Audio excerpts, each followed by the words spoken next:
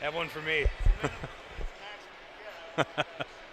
Greetings and good evening, hockey fans, and welcome to downtown St. Paul, where tonight it's the inaugural game of the Tom Curvers Prospect Showcase here at the beautiful Trier Rink in the state of hockey. Ben Gislason, Media Relations Manager and play-by-play man for the Iowa Wild, joined tonight by really a Minnesota hockey radio luminary. You might scoff at that. Kevin Fallness, it's been a pleasure to get to listen to you for many years, and you're a day one guy with the Wild, and it's going to be an awesome time tonight with you.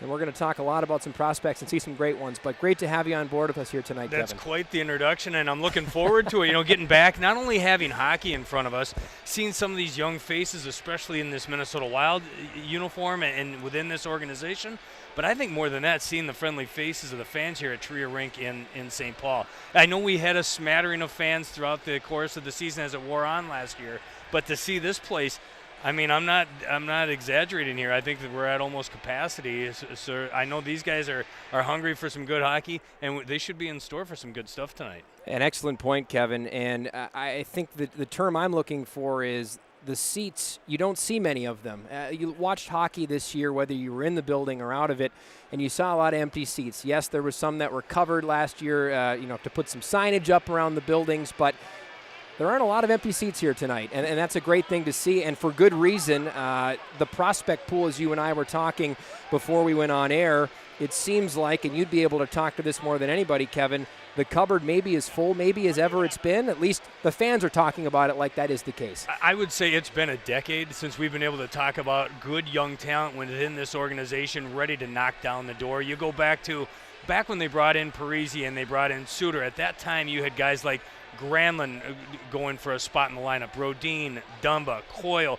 I mean, these are some great young kids that were coming up through the ranks and making a name for themselves. And that was 10 years ago, though. So now you look at what the management here has done, including Bill Guerin, and stocking that cupboard again. And a lot of those big names are going to be on the ice tonight. Guys like Matt Boldy, guys like Marco Rossi, and there's some other ones out here, too, that we'll talk about as the night goes on. But I think this is what the brass is excited to see, and I think the fans out there here at Trier Rink in St. Paul and watching on the Minnesota Wild YouTube channel are going to be excited for it. And we've seen them a little bit throughout the course of this week. Those two names in particular, Kalen Addison is another one. These are the names that I think Wild fans are excited to see if they're going to grab themselves a spot in the lineup right now or how far down the line that's going to be. Thanks to all of you who are tuning in here tonight on Wild.com and on the YouTube page. Looking forward to a spectacular evening of hockey in the Minnesota Wild and the Chicago Blackhawks. Two age-old rivals, I should say, that go back before Minnesota was the Wild. You think about the Secord sucks chants that were going on between the Blackhawks and the North Stars of old. And so to get these two teams here together to see the future of both teams is going to be a wonderful evening. The players you just talked about, Kevin, plenty to keep an eye on, plenty more than just the Rossis and the Boldies. Mitchell Chafee, a guy who's going to be on a line tonight with Marco Rossi and Matt Boldy. Chafee, a guy that I got to see a lot of down in Des Moines last season in his rookie campaign. He's a stunning player. He's a big body. He can really move, and we're going to spend a lot of time talking about him and plenty more tonight. But when you think about the vantage point we've got tonight, the Trier Rink, it's a wonderful facility. They've done an excellent job here. But what are you most excited for in this evening? And you talked about the fans, you talked about the prospects, but there's just so much to be excited about right now as hockey season is really right around the corner. Well, if you're talking about this game in particular, the one kid I'm excited to see the most is Marco Rossi. I've never seen him outside of a YouTube video and, the highlights when he was drafted. And to see spurts of him, and I've liked what I've seen in the very small, limited amount of time that I've seen him throughout the course of the first couple days of this prospect camp. But I'm excited to see the creativity and the passion on the ice right there in front of my very eyes. I can't wait. Boldy's another one. I mean, those are the big names that jump off the page. I want to see what Boldy did for you guys down there in Iowa in that limited amount of time. Was incredible. The numbers that he put up, and he was a whisker away from making his NHL debut during the playoffs last season for the big club. So I can't wait to see what he's going to do here against the other young talent here from the Chicago Blackhawks. And here come the Minnesota Wild, sporting some beautiful green sweaters. I will say, I think in the the iterations we've seen of the Minnesota Wild jersey, this is my favorite one, dating back to some of the more inaugural days that, of course, we've seen in the changes over the years. But these are really slick. And then, of course, the iconic Blackhawk jerseys on the other side of the ice. Great to see it here in downtown St. Paul, and it'll be a great evening ahead of us. I did want to mention, he talked about those Boldy numbers, Kevin. 6 goals, 12 assists, 18 points, 14 games for Boldy. It was a rare occurrence when he didn't have 2 points. That was what it felt like for the beginning of his young career. We will get to see him tonight. We'll get to see plenty others. We will hit pause as we've got the Star Spangled Banner, and then we'll have the puck drop here at the Tom Curvers Prospect Showcase.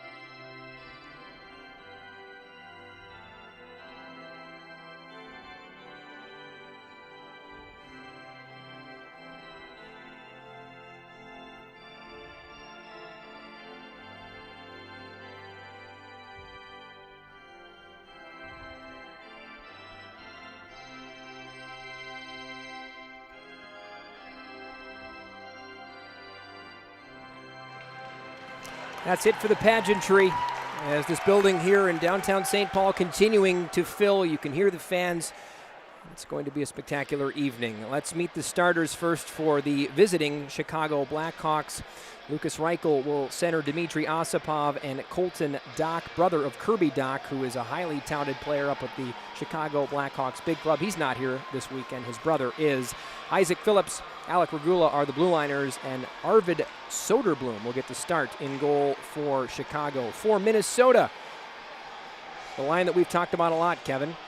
Marco Rossi centering Matt Boldy and Mitchell Chafee, as electric as I think we'll see this weekend, that trio. Defensively, Ryan O'Rourke, Kalen Addison. Addison, a tremendous rookie campaign in the American Hockey League last year. He was an all-Central Division defenseman as well as an all-rookie team member in his first foray into professional hockey. Hunter Jones is in goal. So, are you ready?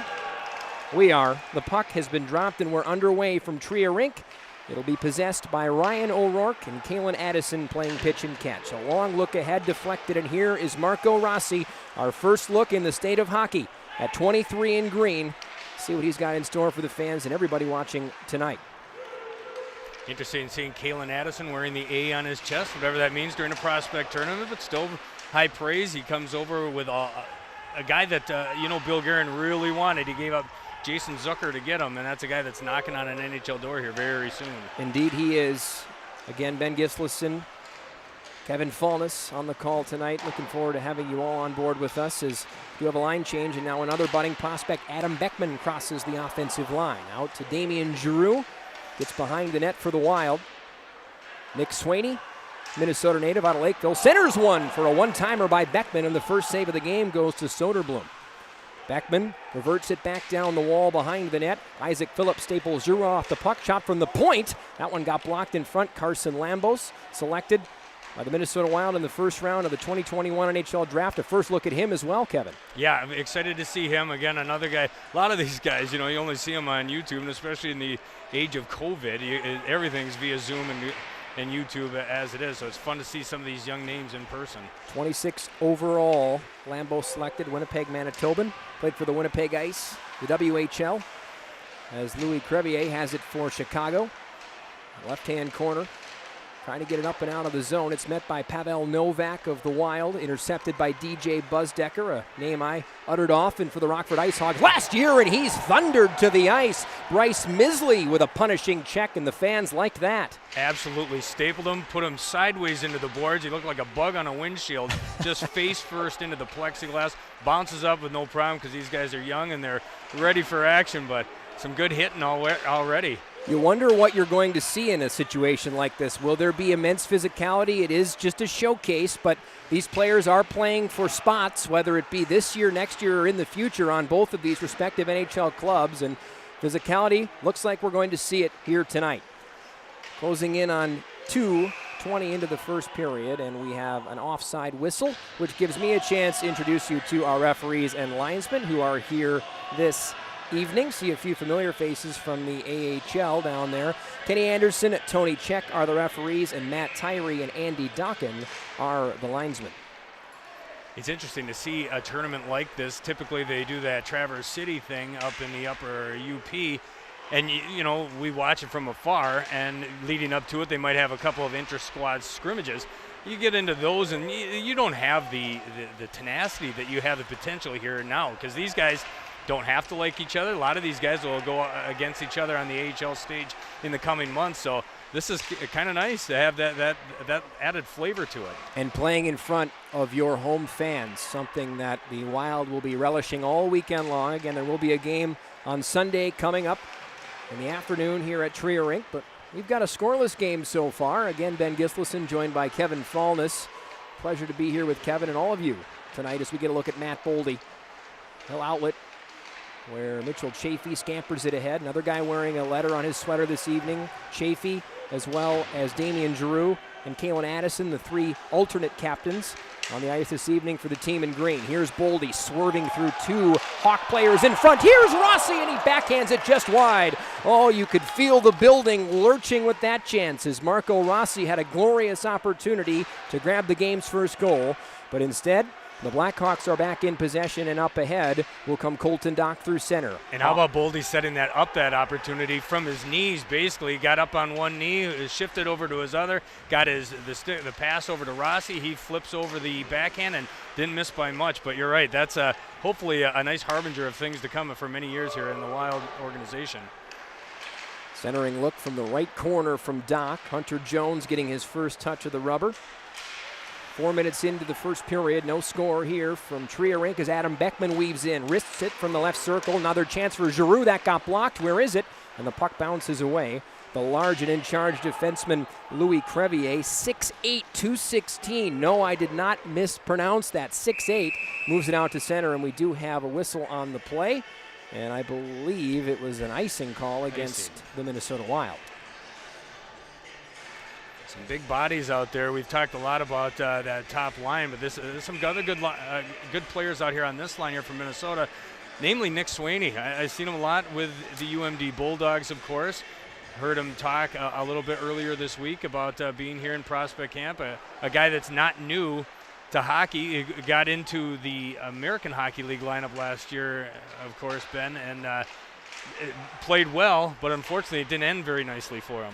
No, he wound up exiting a game late in the year, did not finish the year. Granted, he had a little bit of a late arrival, finishing up his senior year at University of Minnesota Duluth, where he had a great season, 28 points in 28 games, wound up on the NCHC first All-Star team. But I'll hold that thought as here's Evan Barrett in at the right circle, and the Hawks forward did get a blocker side on that one as Jones got a piece of it. First save of the game for Jones, and there's an icing whistle against the Hawks.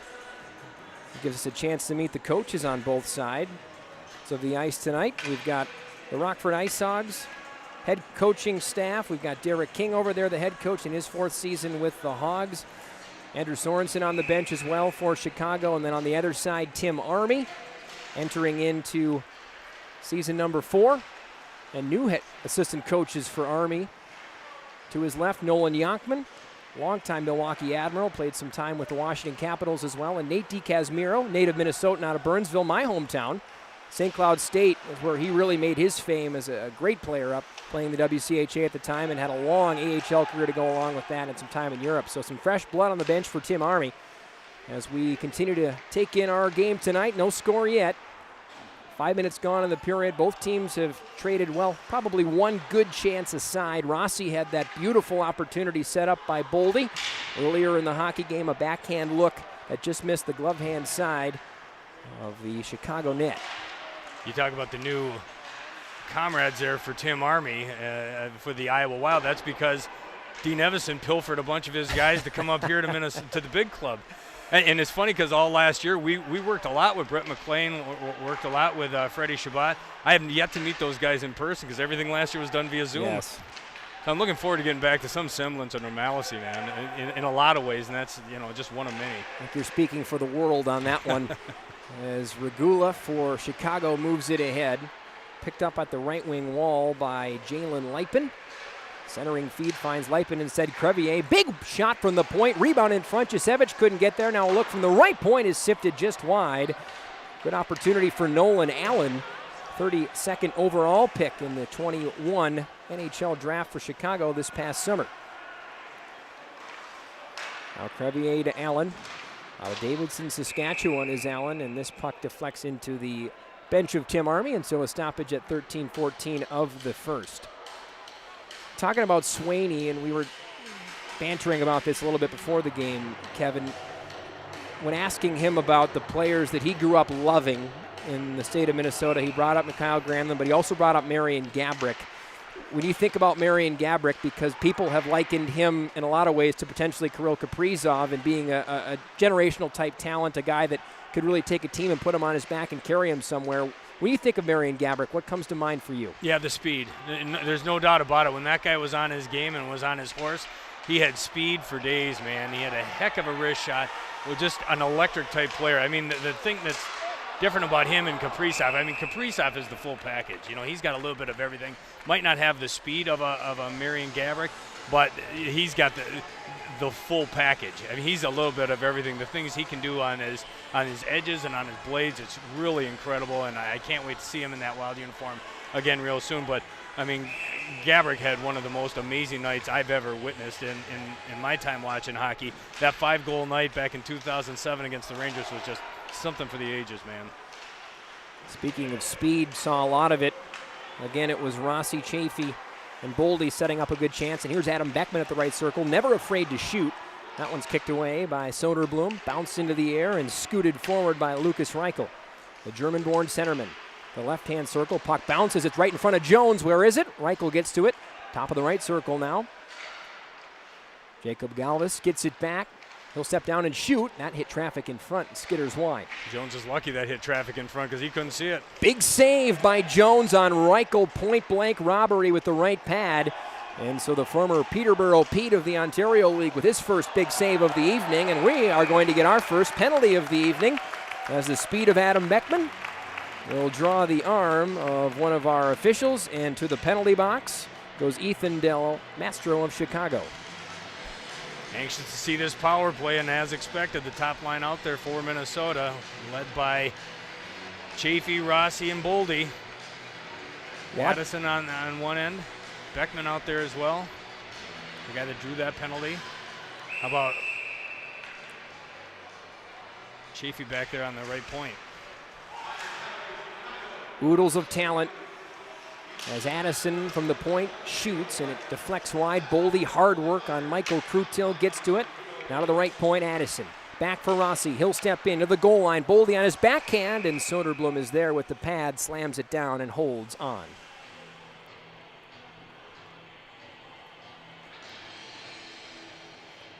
Well, watching this practice earlier today and then even into yesterday, they were working on the power play, and really, Kevin, everything went through Rossi. He was on the right side, he was on the left side. He's a playmaker by trade, and we're likely going to get to see that right now as he's got it on the outside of the right circle.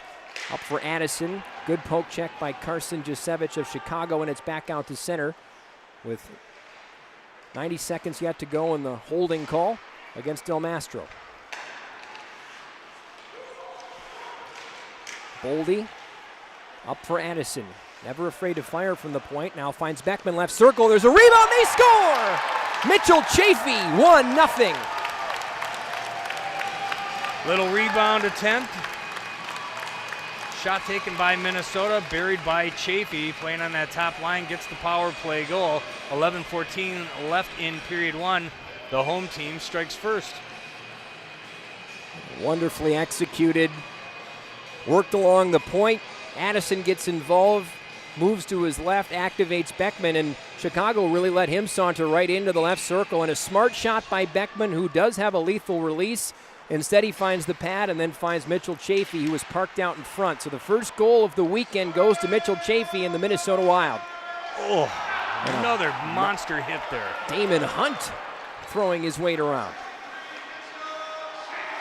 Minnesota seemingly invigorated. They're coming right back on the offense with Bryce Misley, who threw one of those early big checks. So Addison gets the secondary. Beckman the first, is now Caden Bankier. Rips one wide from the left circle. Another shot, this time from Hunt. Osipov was there to get a stick on it, getting all of it, the goaltender Soderblom. So officially it reads Chafee from Beckman and Addison, 8:46 of the first. A power play goal puts Minnesota on top 1-0. 10:38 left to go in the first period. Do you host Wild hockey games for a living? Yeah, I've heard a few games here and there. Once or twice. Can't believe it. It's right around the corner, too. Preseason hockey, if you can believe it, is next weekend. A training camp, the actual training camp opens up this week. It's insane how fast it's coming. After a summer where it felt like it would never end and we were hoping and begging for hockey, here it is, and it's right on our doorstep. Again, we're 1-0 here from Trier Rink. Mitchell Chafee, first goal of the weekend. Chicago trying to answer with DJ Busdecker. Outlets for Josiah Slavin. Looking for Andre Ulti-Barmakian. Another look in front. Oh, and a wonderful pad save from Hunter Jones. Second one he's made in the game. It was the right pad earlier, the left pad this time. Slavin just denied. Right in front, gets it back. Slippery move around Fedor Gordeev of Minnesota. They tie up. Kyle Masters is there for the Wild, but intercepting on the right-hand wall is Galvas. Slavin behind the net. Gets away from Ulti-Barmakian. And now it's Ivan Lodnia. Bounds it ahead to center. It gets over the stick of Nathan Soucis. And back ahead now, the Hawks in control. They'll dump it in. Jones, smooth pass, but it's intercepted right in the slot. Another pad save. Jones has got the pillows kicking tonight. Yeah, those are 3 consecutive saves by Jones to keep this a 1-0 lead for the home team. Matt Boldy back out, furrowing down low, looking to center it. Couldn't find Chafee, who loves living in front of the net. Back to the right point. Addison bombs away, and there's a big blocked shot.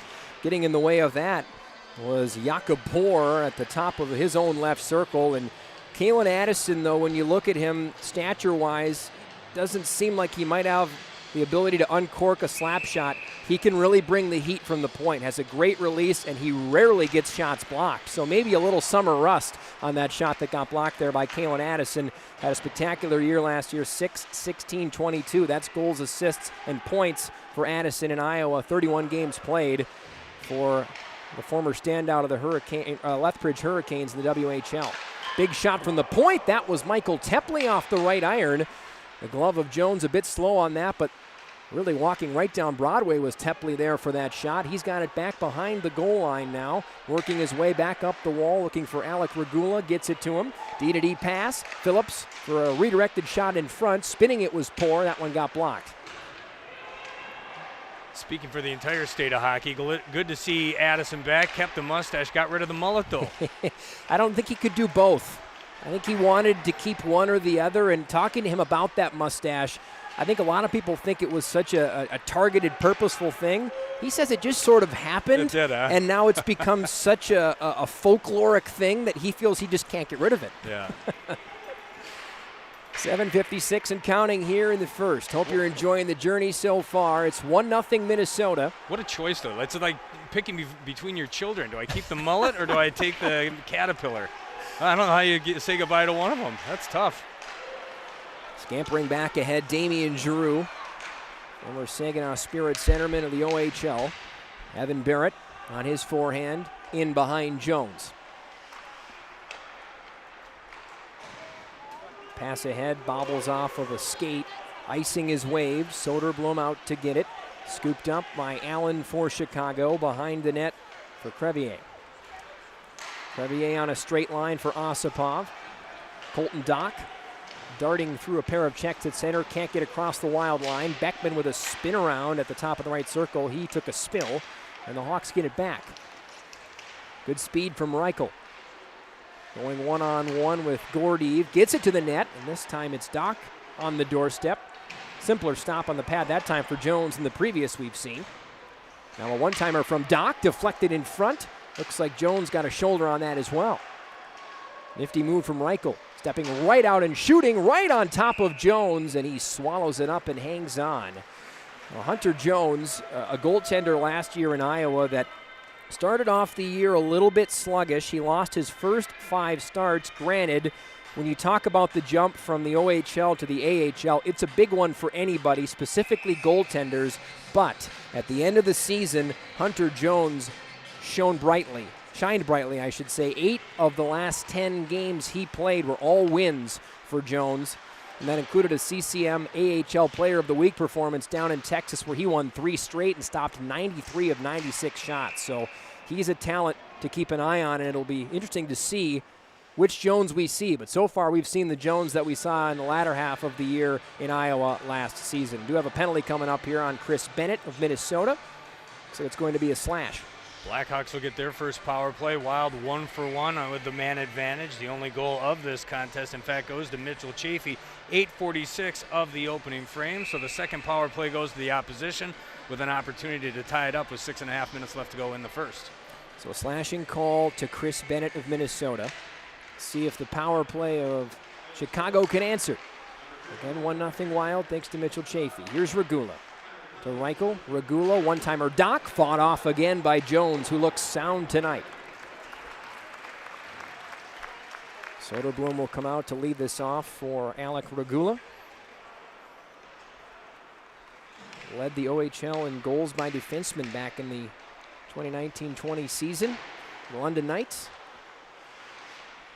Matt Boldy getting some penalty kill time here, as is Marco Rossi. So dual threats, seemingly.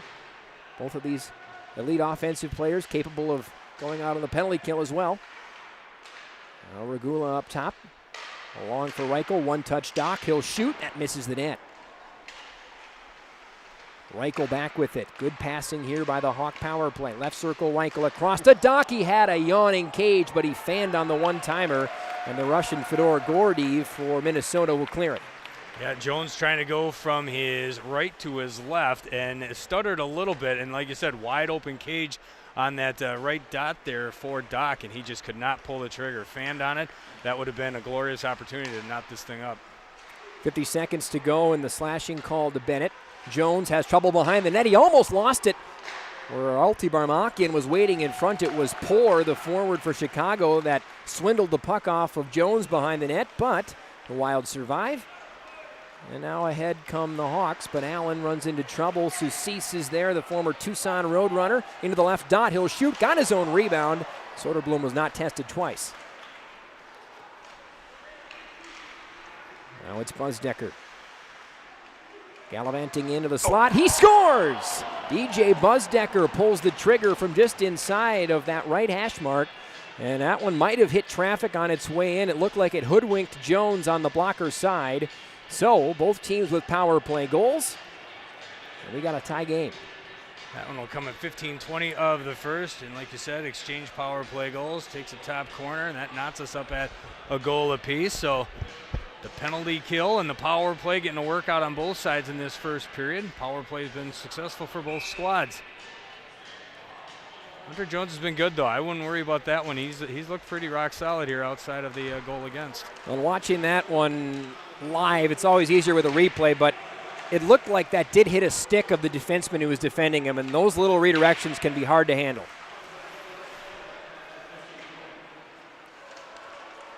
So we reset with the game 1-1. Carson Lambos at center for Minnesota. A little bit too much air under that one for Beckman. Crevier back with it, lumbered ahead, knocked out of its intended target's path of Leipin by Giroux, and now it's Lambos back again behind the net of his own zone. Giroux looking for a soft kiss up the left wall. Beckman was chasing after it, but it's pushed back north by Del Mastro. Gordeev steps up on Jasevich. Now the Wild get it back. Another one of those 2021 NHL draft picks, and Kyle Masters picked up in the 4th round out of Edmonton, Alberta. Here's Dmitry Osipov one-on-one with Gordeev. A long reach for Gordeev. We talked about the size of Crevier earlier at 6'8". Gordeev, a big unit as well, 6'7", out of Omsk, Russia. Wingspan helped him there. Indeed. Uses that long stick and long reach to his advantage. Back ahead come the Blackhawks with Doc. That shot's deflected wide by Masters. Good stick on puck by the blue liner wearing 73 here for the Prospects Showcase. Reichel working with Rossi against each other down low. Boldy, a great outlet to Rossi, and it looks like Boldy and Rossi are playing on the same wavelength already, and who knows how long they've really been together for. It's been, well, this week, and it already looks like they're starting to see the game the same way, which is a certainly good thing looking forward to what could be the future of this team in a lot of ways. Yeah, it was fun to listen to Rossi talk to the media earlier this week in his opening comments in his first skate since getting off the plane and going through the rookie camp and the beginnings of it, and he leaves no bones about it. He is targeting the NHL roster. How about this move from Bryce Misley? Almost a highlight reel finish by Bryce Misley, and we're going to get a little more than just an almost highlight reel finish, a little pushing and shoving too at that. And Misley was the guy that threw that opening blasting hit at neutral, and he looks like he's going to bring some vim and vigor to St. Paul this weekend. Definitely crashed the net there, and a little bit of festivities after the fact too. No damage done, no call on the play, and we'll get a face-off here to the right of Soderblom. Bryce Misley, another guy who was in Iowa last year for part of the year. Finished his senior season with the Vermont Catamounts, NCAA college hockey. There's now Lambos, who's seen a lot of minutes in this game. Brass getting a good look at him tonight. Chris Bennett saunters in behind the net. Flared up the left wall, Damon Hunt. Lost it to Evan Barrett of Chicago, and with 2:03 to play in a 1-1 first, it's a skied puck to center. Hunt will go back in with it, then go for a change. Galvis around for Josiah Slavin. Knocked out of the air and picked up at center by Mike Hardman, a guy who I got to know well with the Des Moines Buccaneers, a team I used to work for. His first year junior, my first year junior, the same year. I was, of course, working. He was, of course, playing. Yeah. But some good bus time with Mike Hardman. Fun to see him out here. And he played 8 games last year with the Chicago Blackhawks after finishing up the Boston College Eagles collegiately. And I do know he and Matt Boldy, where, of course, Boldy played his collegiate hockey at Boston College, very tight. I got some good dirt on Boldy that when he came over. I got some good dirt from Mikey on that one. So always good to have some stuff on some players in the room, right? You always need to have dirt, for sure. Yeah. You don't always have to use it. No. You want it in your back pocket, just in case. Chance in front, and Jones with a bell-ringing glove save. It was a wonky play that saw a bouncing puck spring Andre Ultibarmakian in, and the leather of Jones dynamic, to say the least, to keep this a 1-1 game. Flashes the leather to take one away from Aldi Body Makaman, however you say it. He got stoned there on the doorstep. What a save by Jones. I'm lucky I got to work out the stutters and stammers of Ultibarmakian last year. He was a Rockford Ice Hog, and a good one at that. But I remember the first time looking at the pronunciation chart on that one. Those are the times you're very grateful for other teams' PR staffs, because without that, you're really just taking a very blind stab at the name Andre Ultibarmakian, that's for sure. He used every letter at their disposal on the back of his jersey there. It goes from elbow to elbow. The equipment staff earns their keep by sewing that one and fitting it on the back of the sweater, that's for sure. We do have a late penalty coming up here, as a trip back behind the play is going to go against Jalen Lipin, the Kelowna, BC boy. He'll go to the box, and so the power play has been the storyline. Both sides of the ice have a power play goal, and Minnesota will get a shot at a late first period lead as they'll go to the power play for the second time tonight with 36 seconds to go.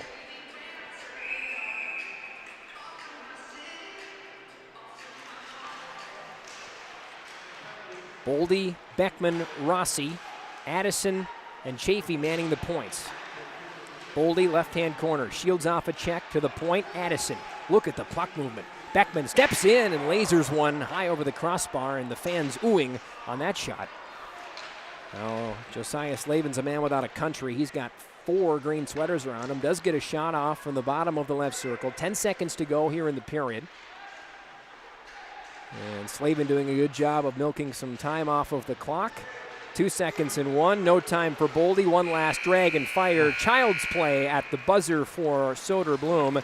And we will head to the first intermission, locked up at 1. Kevin Fulness, your thoughts on the first period of hockey we've all watched in a while? Yeah, it was fun, to see these young names that we talked about leading into it in our quote-unquote pregame, and I think those names that we were looking for came to play. They were shining. We got to see the top line on the power play. They scored that first one, 8:46 in. Chafee from Beckman and Addison. That breaks the scoreless tie.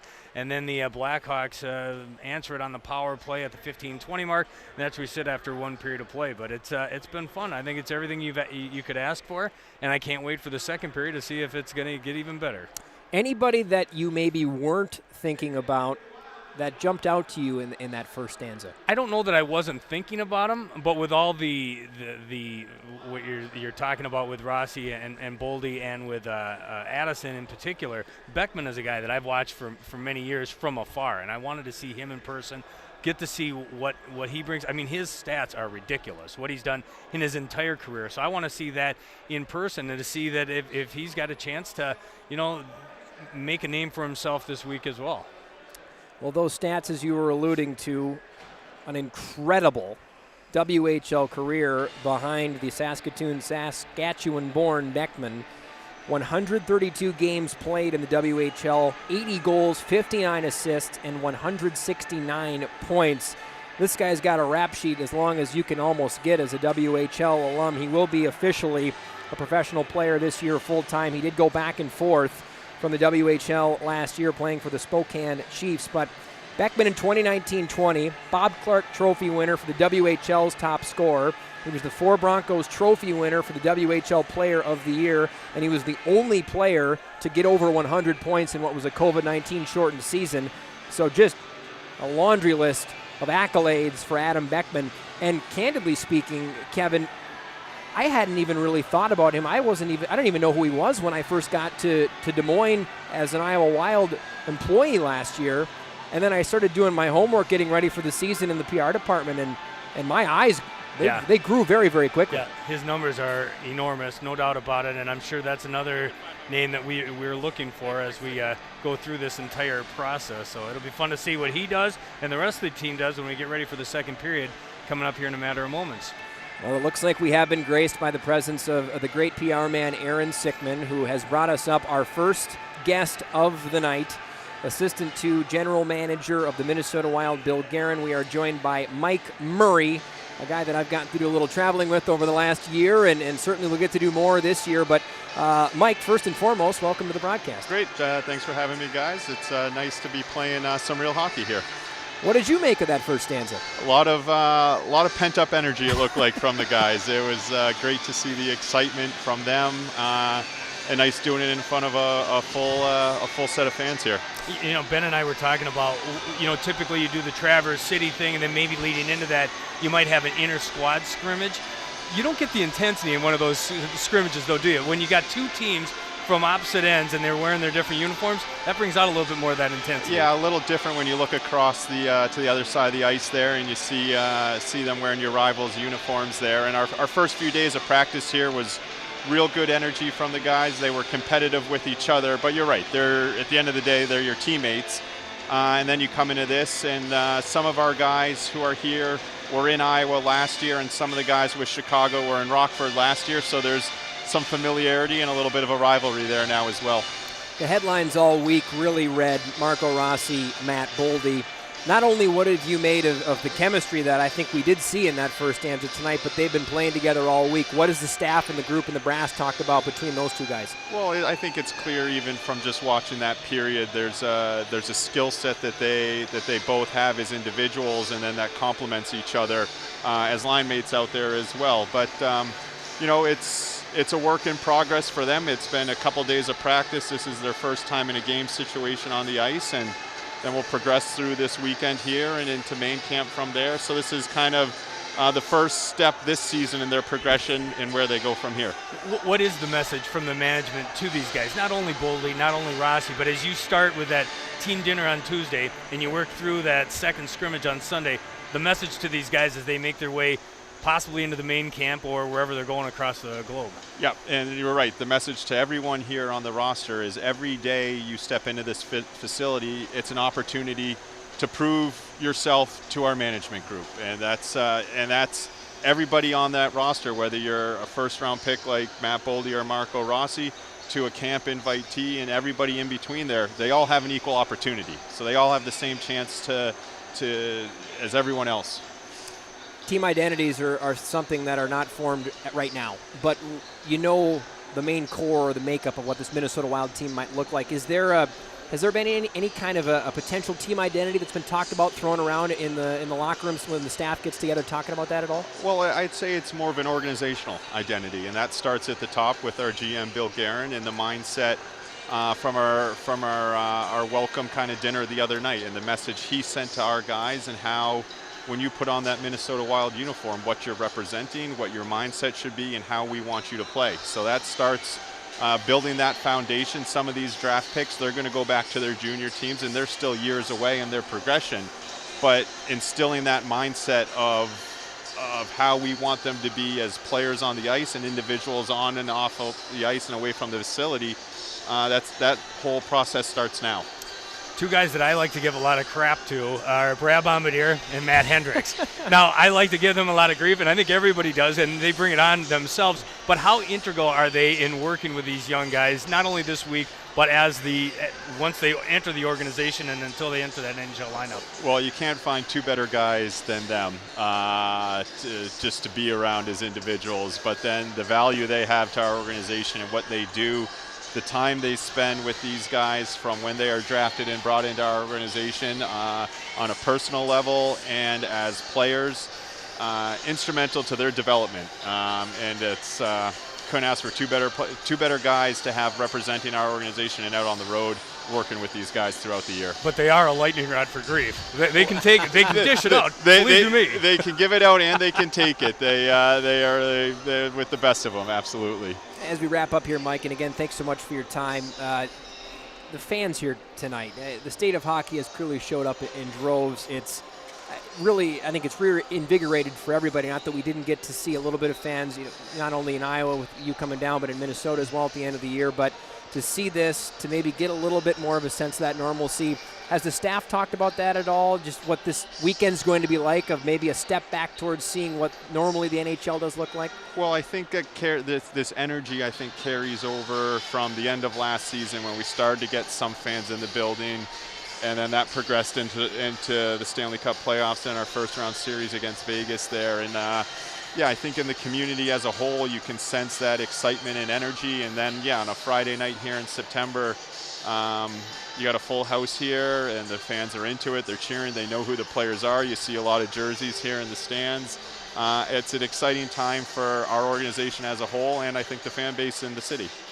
Want to finish, Mike, give you a chance. The fans tuning in tonight may not know exactly who Mike Murray is. You know, this last year was your first year with your organization, and you're a guy that does everything that goes to Iowa or through Iowa goes through you. So give the fans at home, especially those who are probably more locked in maybe on Minnesota than Iowa, who is Mike Murray? Yeah, from the hockey operations standpoint, I'm kind of in charge of what happens in Iowa there, and act as, well, I'm based here in St. Paul. I am down in Des Moines. Probably during the year I'll spend more time in Des Moines than I will here in St. Paul, traveling with the team on the road. When I'm not there, constant communication with Tim Army with what's going on with the team, and then what I'm seeing myself, and communicating that back to Bill Guerin and our management group there, and kind of facilitating the communication channels from Iowa up to the big club here and in our management group. About 3 questions into our interview, I realized I probably should have started with that question, but hey, we're all shaking off some rust, right? No, we're here to talk about the important people, and that's the players. So geez, absolutely, we should get to them. So. Well, I have enjoyed this, and continuing to look forward to enjoy working again with you here this season. And thanks so much for stopping up and taking a lot of time with us here in the intermission, and enjoy the rest of the game and the weekend. No, it's great to be here. It's great to be playing hockey again, and for all of us, it's the first step towards main training camp, our training camp in Des Moines for the AHL, and all our regular seasons getting started. So we're really looking forward to it. Wonderful. Well, Mike, thank you so much. Mike Murray, Assistant to General Manager here in Minnesota, and really the point man for all things Iowa Wild hockey operations-wise. Can't thank you enough, Mike, and I think with that, we'll probably head to our first break in the evening. We don't have any commercials to run, but Kevin and I do need to take a brief break. Although, Kevin, you're just on the radio all the – I mean, you can – We'll give you a break from our – You can fill time We'll give their ears a break. We could definitely fill the time. Don't worry about that, but we won't. We'll let you have a breather, and we'll be back before we drop the puck on period number 2. 1-1, Wild and Blackhawks here from the Tree Rink. We'll step away and be back and get you set for the second period from St. Paul.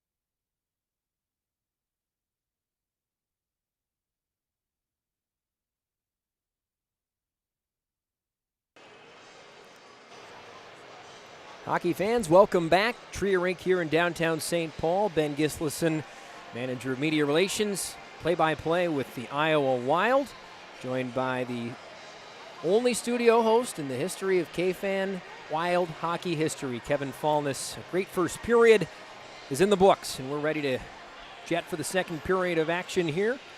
I believe the teams will switch ends. It's been a relatively normal evening. They haven't thrown anything crazy at us or a rule that we're not accustomed to. You never know in these types of things. It feels like they're doing this one a little bit more by the book, but you never know what kind of theatrics they could throw out. I don't expect anything, but that's why it would be a surprise. I went back before this night when I got the tap on the shoulder, knew I was going to be coming up here to do these games and was thrilled about it, but looked back on yesteryear 2019 here in St. Paul.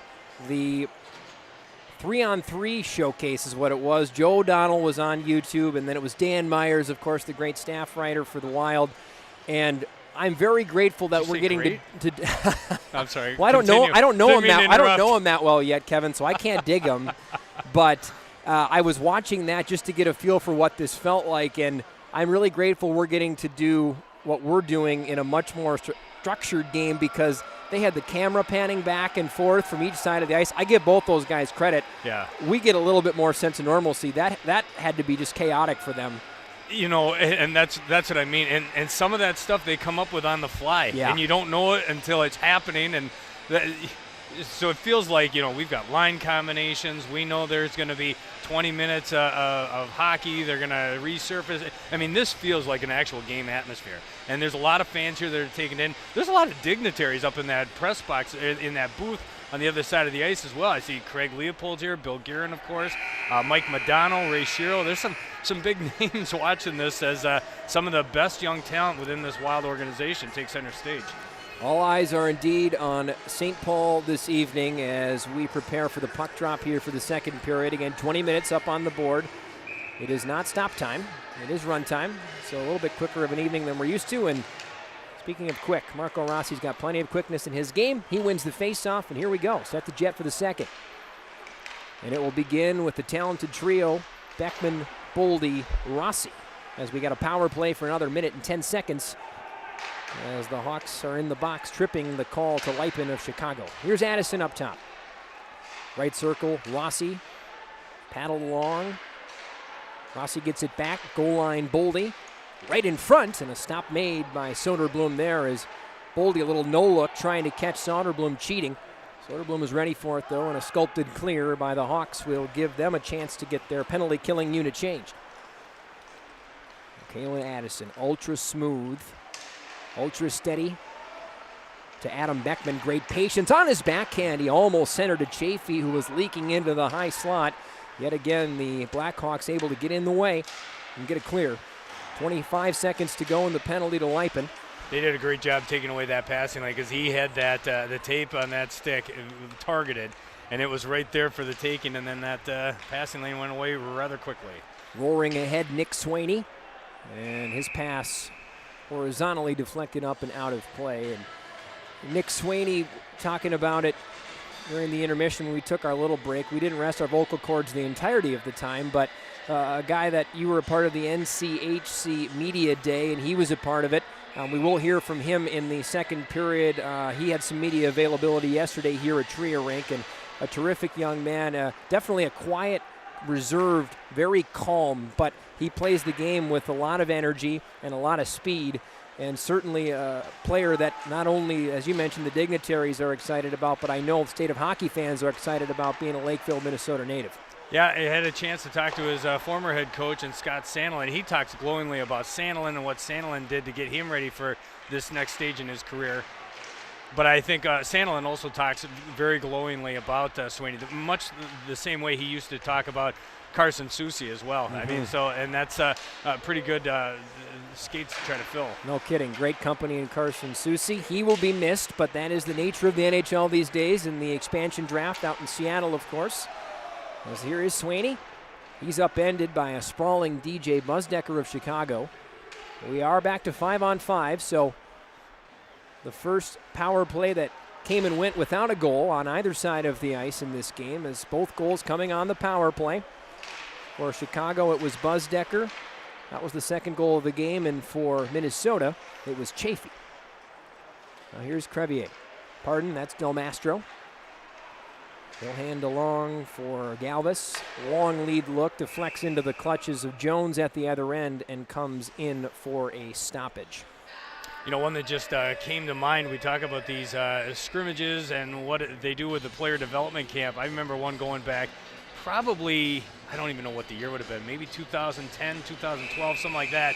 But it was Matt Dumba at center ice, and we talk about not a lot of physicality in these things. What I think he wanted to show at that time coming out of Red Deer is he could play that physical game, and he absolutely unhinged Chris Foucault. That's a name going back as well, but he absolutely throttled him for whatever reason. I mean, he lifted him off the ice. The check was so thunderous right there at center ice, and it was a thing of beauty. That's going back a long ways. Well, it's harder, obviously, to throw those thrashing open ice hits at the National Hockey League level, but Matt Dumba had an incredible highlight reel from Red Deer of those big open ice hits. Yep. He was a tough customer, still is, obviously, but you just don't, it's just so much harder to make those reads with how fast the game is at this level. But yes, he has that in his bag, that is for sure. Osipov lost it. That is delayed offside against the Hawks. And so, Kalen Addison directing some traffic with his partner Ryan O'Rourke. They hinge. And O'Rourke got belted by Osipov right in front of the Blackhawk bench, and now a chance for Reichel. Has a step on Addison, tried to shovel it up to the crossbar side, and it misses the net. Spinning away out of his own zone, Chris Bennett. Marching forward is Lodnia. Ivan Lodnia, former Niagara Ice Dog. OHL. O'Rourke was fortunate to escape of that without any type of injury. He went right into the ledge. I think he lost his stick in the Hawks bench. It was awkward, to say the least, but Ryan O'Rourke seemingly no worse for the wear. And I think we've got the answer to our question about are we going to see physicality tonight. We're definitely seeing it. There's another hit. Allen on Bennett right there just inside the blue line. Crevier pinches down. Here's Mike Hardman. On for Allen.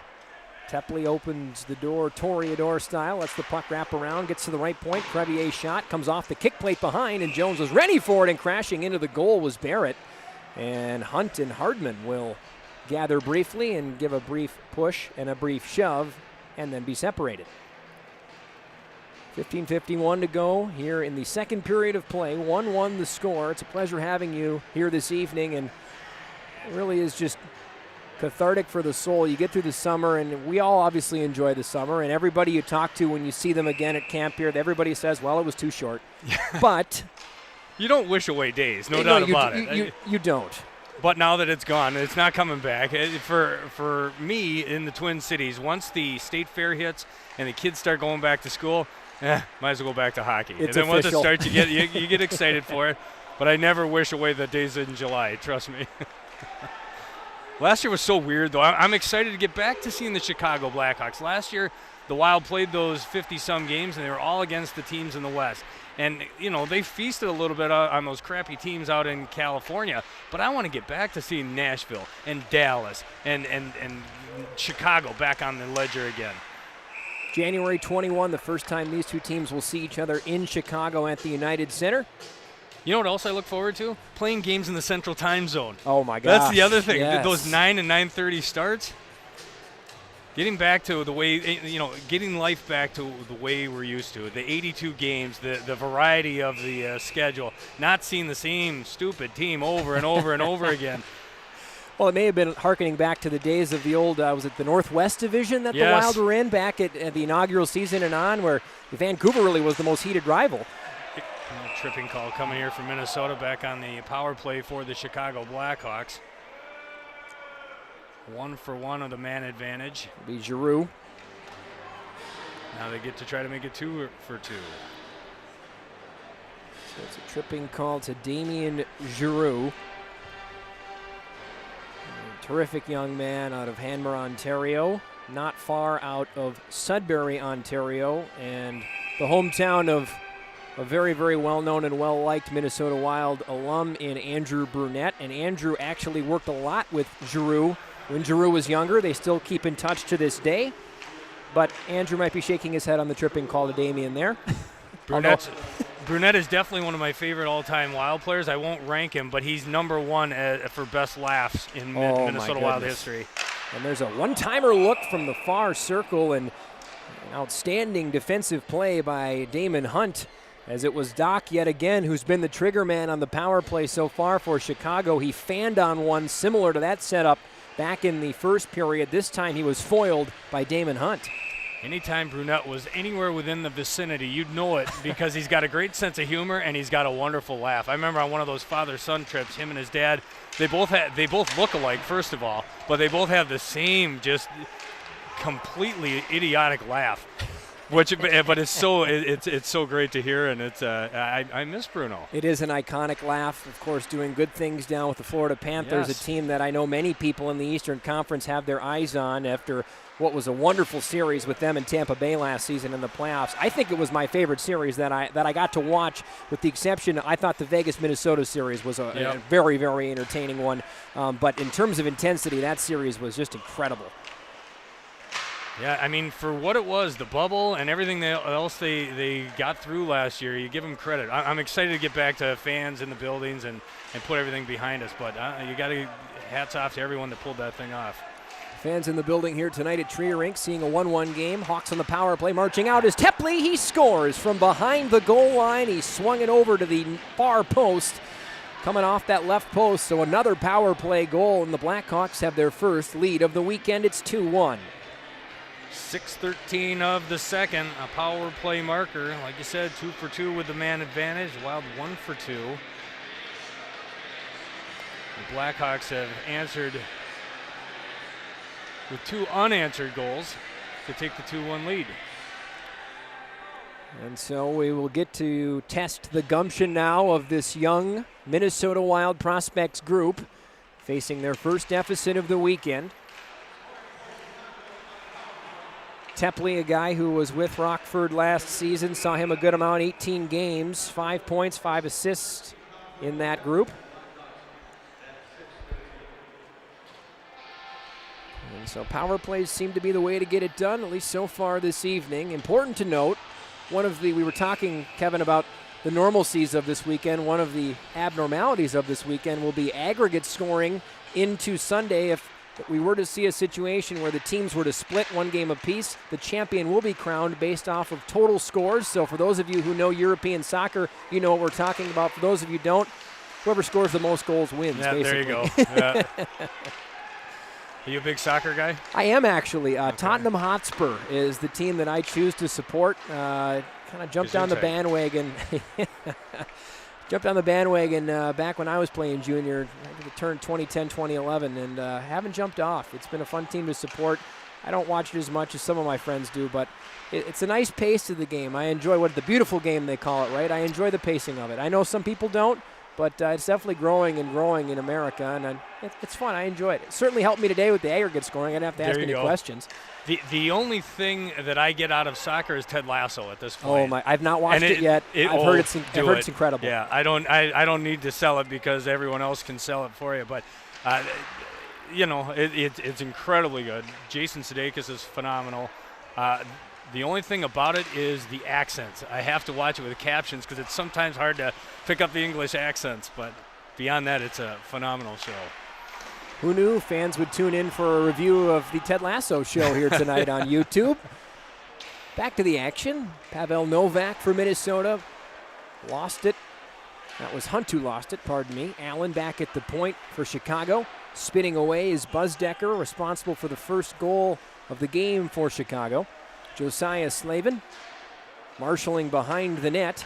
Along for Altibarmaki into the point, and a booming shot from Crevier that was fought off by Jones and out of play. Really the first strong sustained pressure 5-on-5 we've seen from Chicago in this game.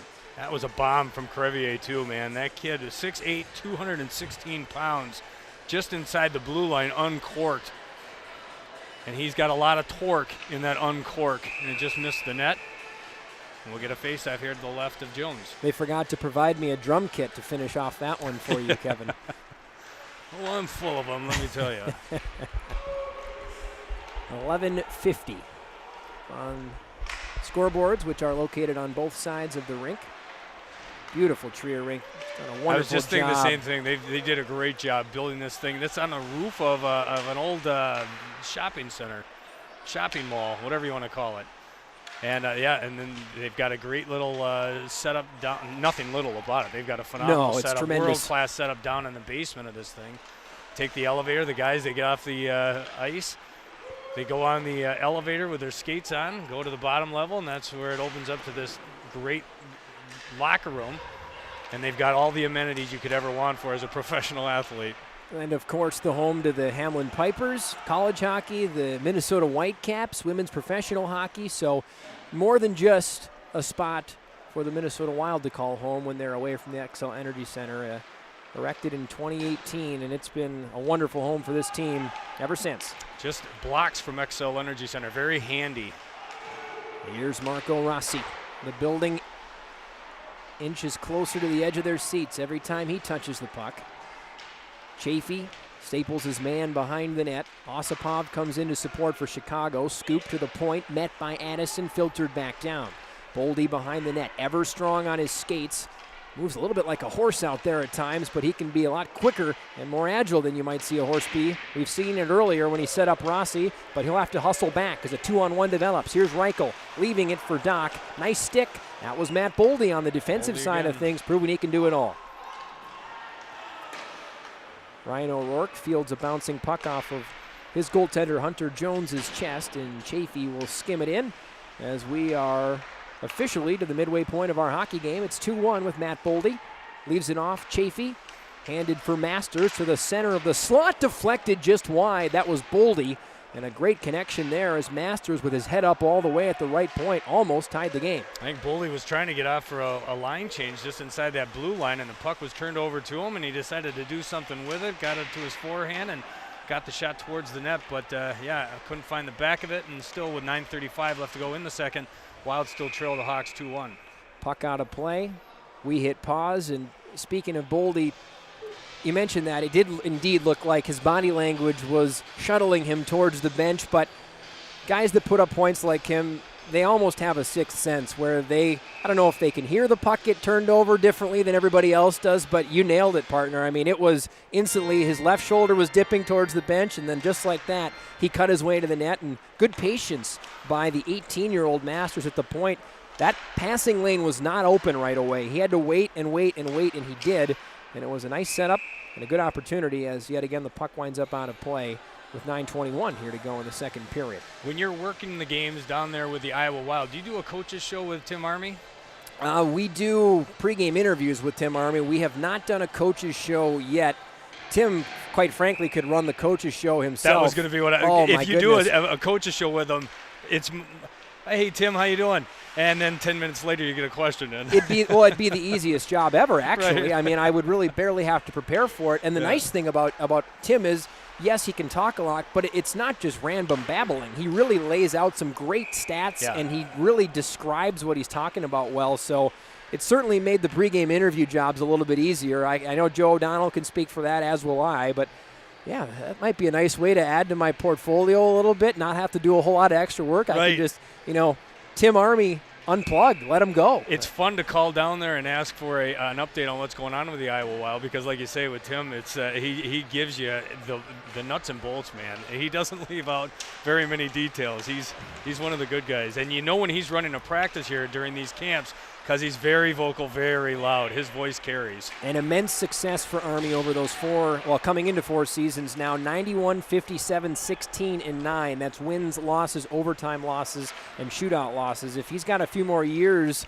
ahead of him with the Wild, he could definitely move up and potentially be threatening to take over that all-time wins list ranking at the top of the Iowa Wild charts. So he has done a fabulous job since coming on as the bench boss for Iowa, and it is all about getting players here. As much as you want to win, and winning does come with promotion, but that is the number one thing, and the staff up here knows he does an excellent job of it, and certainly has very high praise from everybody up here in Minnesota about the job he's done in his really short time with the Iowa Wild so far. Yep, no, it's been fun. I like whatever that's worth. Probably not much. That's nothing he'll put on a resume, but I've fully enjoyed my inner workings with him as well, and it seems like a good dude. 7:58, still 2-1.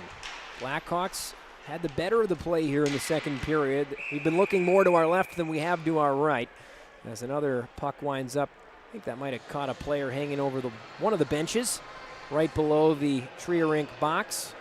As you mentioned, Craig Leopold over there, sitting right next to Bill Guerin.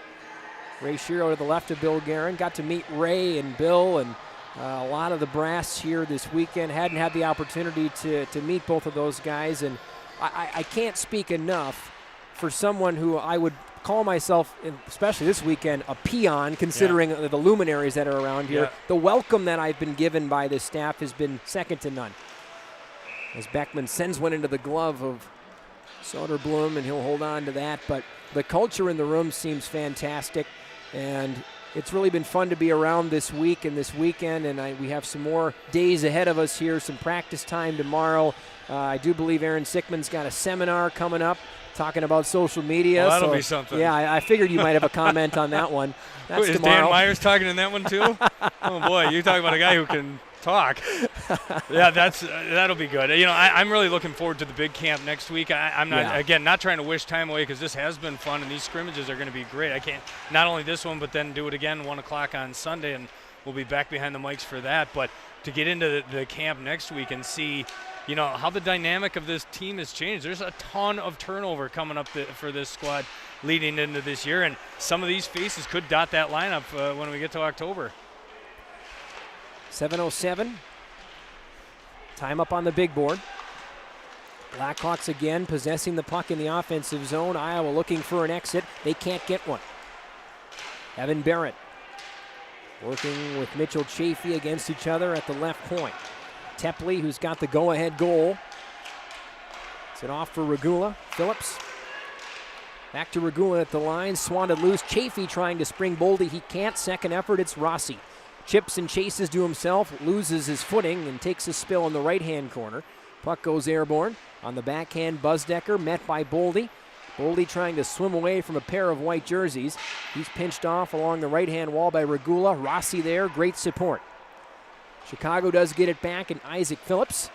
He's belted at center by Chafee on a good back check. Nifty pass from Rossi. Eyes on the back of his head, finds Boldy on the right circle. He tried to wheel it back for Addison, found only Isaac Phillips, who vaults it through the air to center. Now Swaney couldn't pull it out of his boots at center. Lucas Reichel, who's impressed me tonight for Chicago, weaves it over to the right circle where he had a man crashing the net and Doc. He blew a tire, and back comes Swaney. Hard check thrown by Osipov. That was on Giroux, and the body blows continuing throughout our game here tonight is pouring ahead. Comes the left-handed winger, Poor, and now he's knocked to the ice by Giroux. Right point, Chicago sets up with Crevier. There's that hammering slap shot we've seen a few times. That one's deflected wide. O'Rourke gets it back, parcels it forward up through his own zone, and has a one-handed ladle to center. Carson Jasevich is back in for Chicago. Inlet pass for Leipin. That's deflected wide by Masters. Adam Beckman scurries past Jasevich. Lid is kept on the zone by Chicago and Leipin. On his forehand, Masters, who has demonstrated some patience in a pressure cooker situation a few times tonight. Jasevich back in. Outlets for Jakob Poor. That one's batted away to the Wild logo at center. Beckman bats it back. Masters. His pass misses everyone. Icing is waved. Back to get it is Galvis for Chicago with 4:41 to go in a 2-1 second. Ahead is Galvis. Nice move around Novak. Puck dropped off in the slot for Slavin. Fancy stick handling. Ulti Barmakian tried to put it back towards that center slot area, but it was pulled away by a pair of Wild sticks. Ulti Barmakian gives way for Galvis. Galvis has Lambos on his hip behind the net. Galvis all the way around. Connects with Del Mastro. Del Mastro weaves it to the right point. Bad ice, skips over the stick of the defenseman Galvis, who's got it back out at center. Nice outlet pass. Ulti Barmakian has room, and a pad stop by Jones. Nice backtrack by Gordeev, using that long reach to get a stick on the shot. That wingspan of Gordeev coming into play once again. That was a timely little poke check by him, because that would have been free reign for the shooter. Long shift for Gordeev. Wild have been penned up for a lot of this period. Mike Hardman filters in. He'll get it back from Ulti Barmakian behind the net for a Boston College Eagle. Hardman off for Phillips. Isaac Phillips now.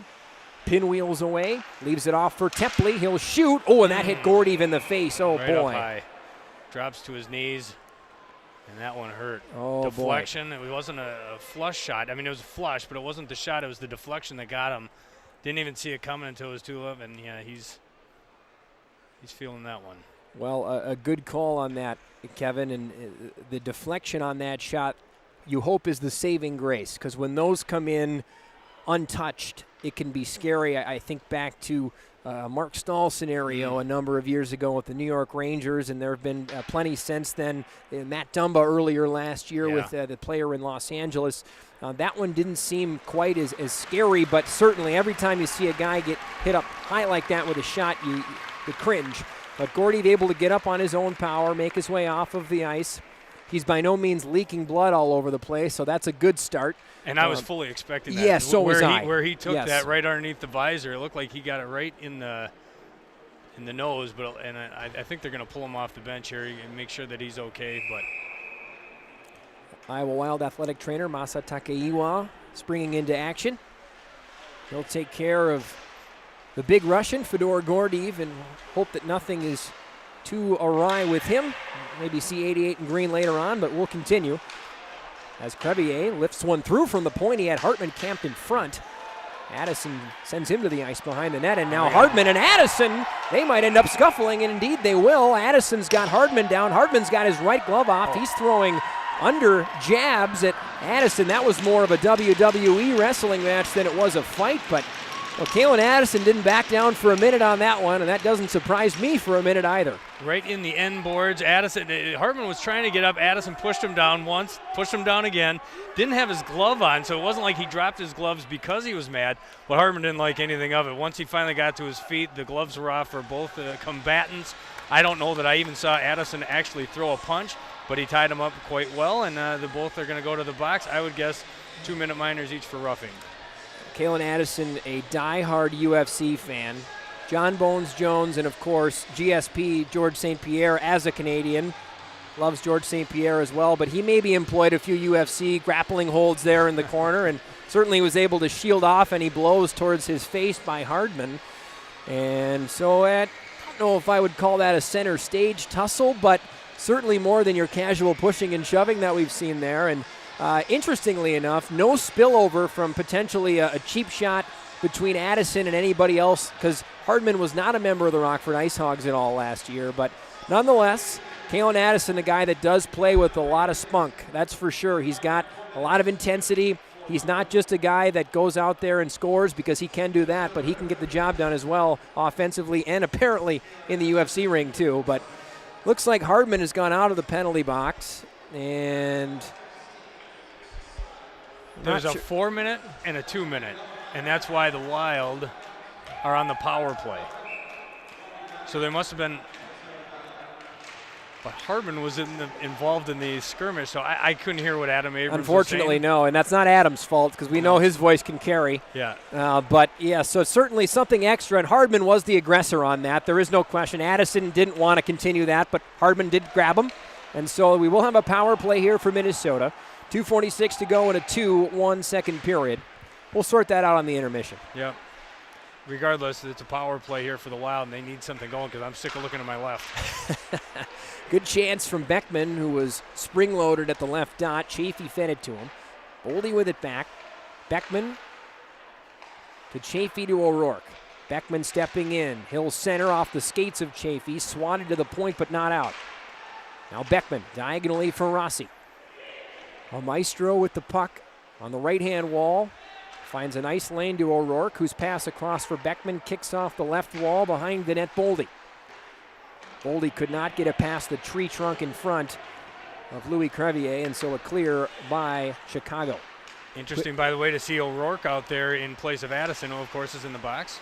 Shot from Beckman, gobbled up by Soderblom with 50 seconds to go in the power play, 1:54 to go in the period, and Addison in the box. Andre Ulti Barmakian has come over to serve that 2-minute minor. Must have just sent Hardman back to the bench because he'll wind up in the dressing room before he'll come back on the ice. With 1:54 to play in the second. Blackhawks win the face-off. Phillips around for the man wearing the C tonight for Chicago, Dmitry Osipov. Now Carson Lambos along for Damon Hunt, who will be opponents this coming season in the WHL. Winnipeg for Lambos, Moose Jaw for Hunt. Hunt's got it now. Swatted out of midair at the blue line by Jasevich. And Lambos connects with Giroux. Back to Lambos in his own zone. Crisply to Swaney. Swaney couldn't get it diagonally back through neutral again. Lambos can. Giroux on the left-hand wall. Swerves it behind the net. Phillips to get it with 12 seconds to go in the penalty being served by Ulti Barmakian. 1:10 to go in a 2-1 second period here from the Tom Curvers Prospect Showcase.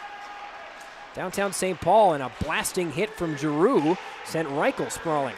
Back in come the Hawks. Shot from Leipin, snatched out of the air. Another good save on the glove hand side by Hunter Jones with 57 seconds to play.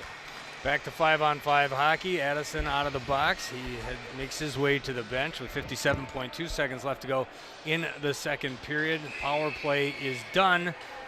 And Wild still down 2-1 here in the final minute of the middle frame. Drawn to the right of Jones. Exciting news for our second period. Gordeev, by the way, back out there. Nice catch, partner. How about that right off the bat?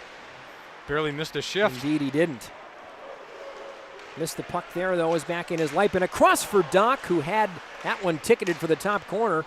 Fanned on it. As Reichel gets it back with 37 seconds to go. Novak cradling back through center. Driven in deep behind the net, chasing Caden Bankier out of Surrey, British Columbia. Back along is Reichel. Feathered saucer pass, skips Doc's tape. Dislodged by Addison with 18 seconds to play in the stanza. Diagonally ahead for Novak.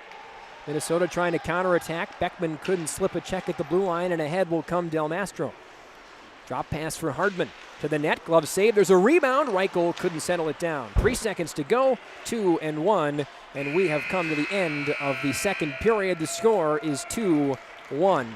Well, Minnesota, I think, had a little bit of the jump early in this hockey game, but it sure felt like Chicago had the jump in that second. Yeah, and like I said, it felt like we were watching to our left more often than to our right, whereas the first was a little bit more even.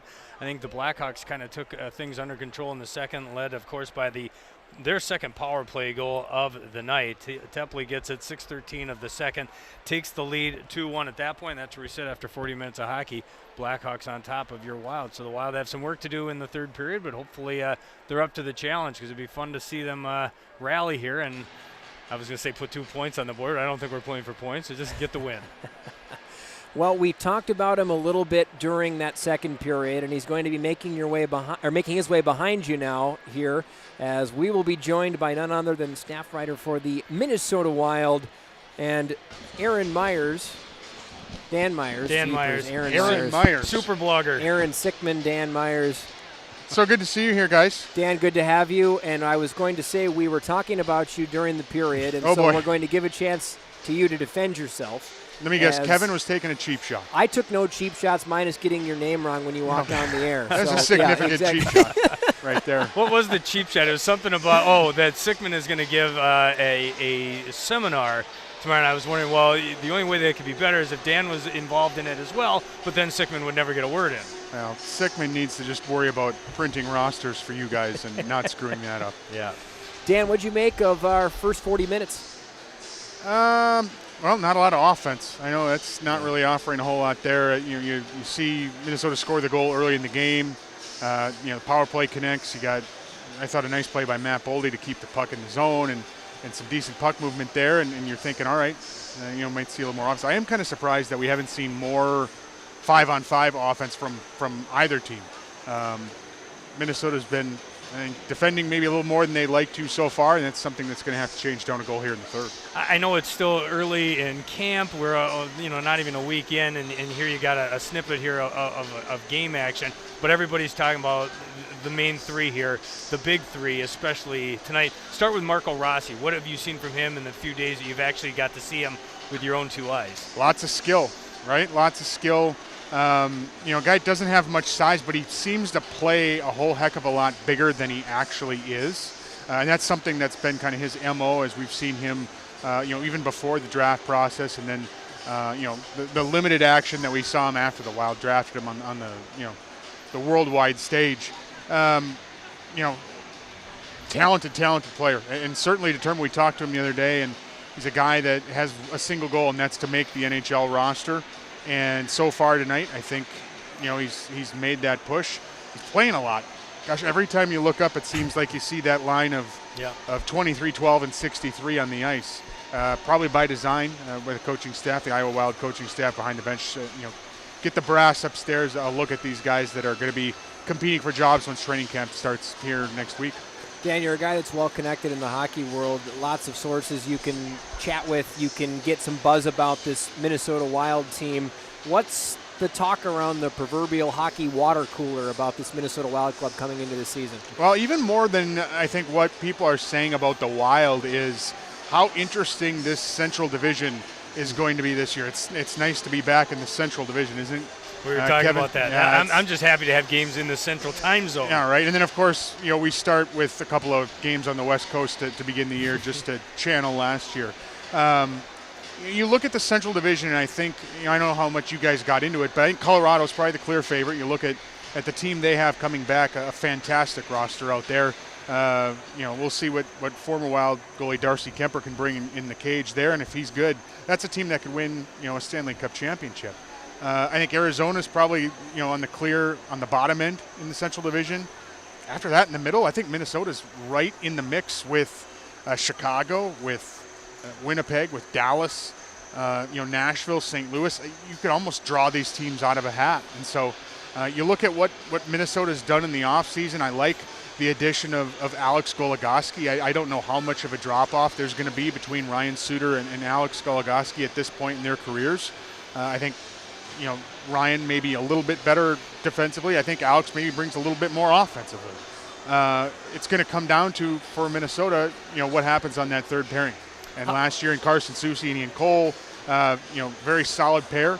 Now, can Kulikov, Jordy Ben, and John Merrill, can they, kind of equal out and play similar type game and offer the same that those guys did? And if they can, I think Minnesota's going to be very much in that mix for a playoff spot. Along those same lines, you talk about picking teams out of a hat. The opposition tonight, the Chicago Blackhawks, we're seeing some of the young faces in their organization, but what did you make of their offseason, namely adding a guy like Marc-Andre Fleury? I mean, if there's one position that they really needed to handle, it was in goal, and they got a pretty good one. Well, you look at Fleury, and if he is able to be the Vezina Trophy guy that he was last year in Vegas, and clearly, that Las Vegas blue line is outstanding. We'll see if he can produce at that same level here in Chicago. Oh, by the way, they had a guy like Seth Jones, who is pretty good in his own right.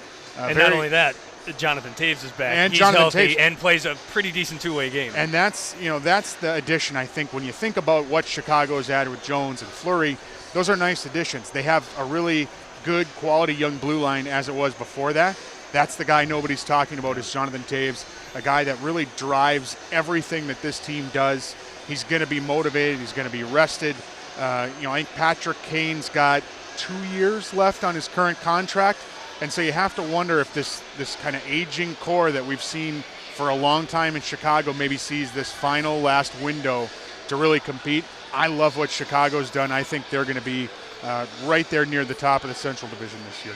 We're obviously watching a lot of prospects tonight. Again, if you're just joining us, we're catching up with Dan Myers, Minnesota Wild. I want to not Aaron. Yeah, not Aaron. Maybe I'm gonna find an Aaron Myers out there somewhere, and then I'll try to find a way that my brain somehow randomly made that connection. You know what? The guy to my right has called me a lot worse than Aaron, so we'll just some of them to your face, right?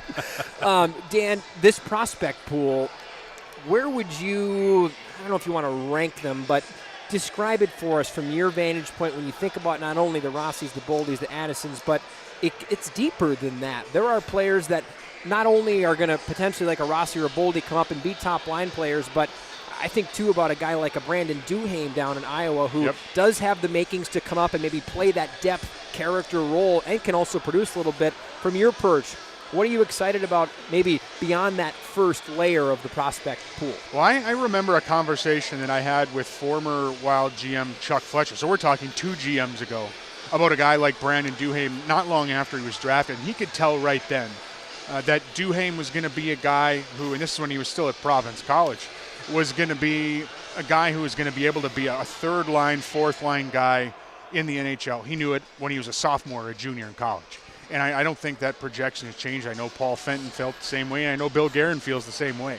And so when you have 3 different GMs that kind of feel the same way about a guy and have the same sensation about a guy, we see it now. Brandon Duhaime's going to come to training camp next week, and he's going to compete for a roster spot here in Minnesota. And I'm probably not going too far out on a limb. At some point this year is likely to make his NHL debut with injuries or ineffectiveness, whatever you have in an 82-game season.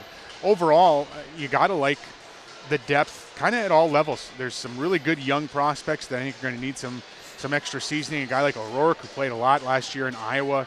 It's going to be really interesting to see what that year as an 18, 19-year-old kid playing in a league like the AHL, if he ends up going back to Sault Ste. Marie and being a captain there, having that year of professional experience under his belt is really going to hopefully accelerate his timeline.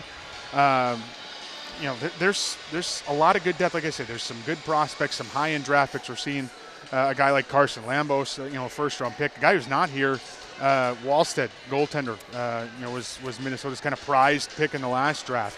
Guy that we think about. So you got the high-end goalie prospect. You got some really nice defensive prospects. We've talked at plenty here about the forward prospects that are on the way, and then some of those guys that you mentioned, the Giroux, the Duhaimes, those guys that are going to mix in here and be those guys that can maybe play third, fourth line minutes up here, but play top 6 minutes in Iowa. A really balanced group, I think, for the Wild. Talking to super blogger Dan Myers of Wild.com. The name of this tournament, Dan, Tom Curver's Prospect Showcase Tournament. I thought it was really cool the way the Wild saluted Tom Curvers at the draft. They're doing it now by putting his name on this prospect tournament. Why was it so important in your mind to have Tom Curver's name and legacy front and center in all that they're doing here? Well, a guy who, is synonymous with hockey in this state. A guy who, won a state championship at Jefferson, brought Minnesota Duluth to a national championship game, won a Hobey Baker, lengthy career in the NHL, has done everything, did everything you can think of in terms of the front office, working his way up from scouting to, director of player personnel to assistant coaching, broadcast. I mean, the guy did everything. And I know his 3 years here that he spent with both Paul Fenton and with Bill Guerin. Tremendous respect from everyone that was around him, from everyone that worked with him. I know Kevin and I had plenty of interactions with him over the years. And yeah, even before he was working here, when he was just a scout and in the press box. A staple in the press box at Xcel Energy Center. Absolutely one of the nicest human beings ever on the planet. Actually, not long after he passed, my dad reminded me of a story. I forget what concert it was at the Xcel Energy Center, but him and my mom were up in the club level and ran into Tom Curvers. He never met him, and had like a 50-minute conversation about music and hockey with TK. And you'd have never known that he was a guy working in the NHL as an assistant GM, and having plenty of interactions down in Iowa. Just a tremendous human being beyond the hockey aspect of it.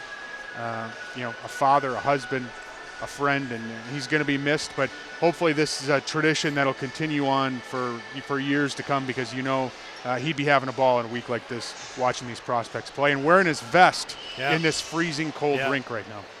And missed, gone, but certainly not forgotten, and never will be in Tom Curvers. And like you said, Dan, an excellent namesake for this weekend, and certainly an excellent interview. Thanks so much for your time and for your... It was okay. I don't know. It's go excellent. Well, he was fine. Thank you. I said this to you yesterday, but congratulations on your move up the ladder. I'm sure you guys will miss Joe O'Donnell down there, but we'll christen him properly up here. And congratulations to you, and good luck this season, and have fun with it. Well, I'll be looking forward to coming down and maybe calling a game with you in Iowa. No, absolutely no question. Yeah, you're welcome anytime. You're welcome anytime. Not you, Kevin. Me. Aaron Myers is welcome anytime he wants. I'm going to print your credential out with that. Perfect. Too. There's no question. Dan Myers, spectacular to have you on board. Thanks so much. And indeed, a great weekend to remember, Tom, and a great weekend also just to take in the carnival-like atmosphere that it has been so far tonight with the fans and the oohing and aahing and the ups and downs that come with the hockey game. We've seen a little bit of both. We've seen some great plays. We've seen the Chicago Blackhawks make some great plays. So the groans coming out when you hear the opposing team score as we get ready for the third period of action. Anything before we step away? We do have a Nick Swaney soundbite we want to play for some of our fans out there. I'm sure that might be up, especially up I-35 that could be tuning in from Duluth, who, of course, remember Nick Swaney from his days with the UMB Bulldogs. But anything before we pitch to that, partner? No, just excited for this third period. I want to see some fireworks. 1 goal on the board. You got to see Chafee on the power play. That broke the scoring open early on, and it's been the Blackhawks pretty much ever since. They take the 2-1 lead into the room after 40 minutes. So I'm excited for this third period, and as this team tries to claw its way back and rally for the victory. Nick Swaney caught up with the media yesterday. Here is that soundbite when we come back the third period in a 2-1 game, Wild trailing the Blackhawks here on the Minnesota Wild YouTube page and wild.com.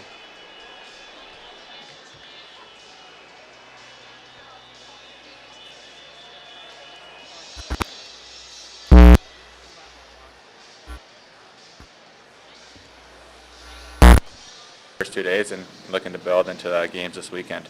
I know it's still early, but last year was so weird. So many different ebbs and flows with just the things around hockey. How good does it feel to get back to the way it's supposed to be, even though we're just at the very beginning stages? Yeah, I think just that normalcy, I think, feels a lot better. Obviously, there's still some things in place that we got to follow, but I think just focus on hockey. I think that's one of the biggest things last year, having so many other outside factors you had to focus on. So this year, kind of just coming to camp and focus on hockey and doing your thing and kind of taking it day by day is a good feeling. What did you kind of Iowa do for you last year to get you ready for what's to come? Yeah, it was awesome. I think even just playing 6 games, being able to meet the staff, get comfortable down there, meet some faces so that coming in here not so wide-eyed. And I think being able to go down there just builds that confidence. So coming to the camp this year, I kind of know what to expect, and it's been a good first 2 days so far. Just out of curiosity, Scott Sandler, what did he do to help shape you as the young man you have become, both on and off the ice? He's done so much for me. I think coming into my freshman year at Duluth, kind of not knowing what to expect, I learned a lot in my freshman year, and every single year kind of just building and kind of not only making me the player on the ice, but off the ice, making me a better person. So I can't thank Sandy and everyone up at Duluth for what they did for me up there in my 4 years. How tough was it the way that things ended for you in Iowa getting hurt, and did it set you back this offseason at all?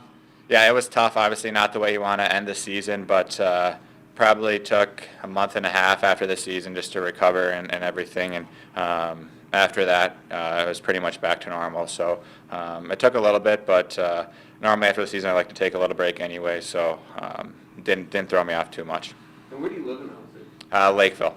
Yeah, just living with my parents down in Lakeville this summer. So good to be with them and get some home-cooked meals and everything. So it was good. I was talking to Bomber the other day, and he doesn't think it's going to be long for you to get games up here. I mean, how much does that give you motivation that, whatever happens in training camp, that if you end up in Iowa, that if you continue to show something, that you could wind up here? Yeah, I think for me, just the focus is to take it day by day. Obviously, my goal is, it's always been since I've little to play in the NHL, and obviously signing my first NHL contract, it's a kind of step in the right direction. But for me, I'm just focusing day by day, doing whatever I can, and I think the more things that I can do and control what I can control, the better opportunities I'll have. So, yeah, like I said, just day by day and do whatever I can to give me the best opportunity. The scrimmages, especially starting tomorrow, the first chance and you're going to see a team from the other side of Chicago coming in here. For you personally, what do you want to get out of tomorrow night? Honestly, I think from day one, when we had our first dinner on Tuesday night, we sat down as the organization, and for us, it's about winning. I think that's the one thing that Bill Guerin got across to us is this organization, we want to win. And I think that's what everyone kind of so far in this rookie camp has really taken is we're going to do whatever we can prepare these first 2 days in practice and morning skate tomorrow to go out on the ice and perform our best and go out there and win 2 games against Chicago this weekend. Tell us the adjustment as far as adjusting to the speed of the game from UMD up to the pro level. Yeah, it was a little jump. I think the biggest thing for me was just how quick guys are making plays with the puck. I think the pace and everything, for sure, playing in the NCHC did a really good job for helping me make that transition. So I think just being able to make plays quicker, obviously bigger, stronger, older guys. So, but for me, I think just the quickness and that's obviously a little step, but being comfortable, I think once you get a few games underneath you, you kind of get used to the pace right away and just play hockey from there. Back here for the third period, that was Nick Swaney, wearing number 72 in green tonight for the Minnesota Wild, taking on the Chicago Blackhawks again. Ben Gislason joined by Kevin Fallness, welcoming you back for the third and final chapter of play here this evening. Definitely looking ahead to this third to see more of a lot of the players we've talked about, but to see if there could be some other players that jump out of the fold. Any thoughts on some guys that we haven't talked about much yet that you think could maybe play a factor for this Wild team here in the third? Well, here's an interesting development. I'm not sure why, but Chafee off the top line, in comes Beckman. So Beckman now flanked on the left side. You got Rossi in the middle and Boldy on the right side. So that's a little bit of a change. Definitely a time to tinker, definitely a time to wrinkle the lineup a little bit and just to see what might be the proper mix, chemistry moving forward. And we're moving forward into the third. Teams have switched ends one final time. Again, if possible, if needed, we will have overtime. 5 minutes of 3-on-3 and a shootout if needed, but the Wild will need at least one goal to get there. They trail 2-1. Two words the legendary Bob Kurtz hates: overtime, shootout. Hates when you bring any of them up. He says, oh, the scent of overtime is hanging in the air, and he hates saying that anytime it comes up. He's seen a lot of overtimes in his day and his illustrious, incredible career that he's had, Bob Kurtz, and happy we're going to get some more Bob Kurtz this year for sure. It's not time to say goodbye to Bob yet, that's for sure. Colton Dock. And by the way, zero chance he's paying any attention to this. First of all, he doesn't watch on his off nights. And second of all, I don't think he even knows what a computer is, let alone YouTube. He's seen enough Wild play over the years. He'll get ready for when it counts for real. You bet. Minute into a 2-1 third. Crevier steps up on Beckman at the red line, and now it's Josiah Slavin. A head back for Crevier across the blue line. He'll go into the air of the glove of Jones. Scooped back up and pushed ahead by Lambos. All the way across for Giroux at the red line. Takes a thump from the step up of Allen. It is crunched in behind the net. Here's Nick Swaney. Nice pirouette move out of 2 white jerseys behind the net. Gets to the point. Here's Gordy. He'll shoot. Stop made by Soderblom, and he hangs on. Gordy, the shot just inside that blue line. Good to see him back out there. We get a closer look at him this time around. This is about the area of the ice. It just maybe, I don't know, a little bit further to our left where he took a puck up in the mush. I don't even see any type of dent, any bruise. I thought he'd be gushing, and luckily he wasn't, and he's no worse for the wear. Had some luck with him tonight, which is great. He lets one go from the right point. Ended up getting deflected, and Gordy, much like we've seen Crevier unleash, 2 towering defensemen. Had that not gotten deflected, we might have seen a vapor trail behind that release. 6'7", wow. Big unit, tall drink of water. Masters turns from the left point. Deflects wide of the net, picked up by Alti Barmakian in front of the bench of Derek King, head coach of the Rockford Ice Hogs, head coach of the Chicago Blackhawks Prospect Club here in St. Paul. Angled in by Slavin, Masters back to get it for Minnesota. Gordy up the left-hand wall, pulled loose and taken north by Misley. He goes cross corner where Galvis will pick it up for Chicago. That one's driven ahead to neutral, scooped up by Ivan Lodnia. Lodnia puts the pedal down the left wall, leaves it to the point for O'Rourke's shot that zipped towards the net with some speed, but it was blocked, and now it's pulled away to center. Alti Barmakian will razor it around, gets past the outstretched stick of Jones behind the net. Hardman brought to the ice heavily by O'Rourke. Picked up by Tepley. Diagonal pass intercepted. Here comes Nathan Sassis.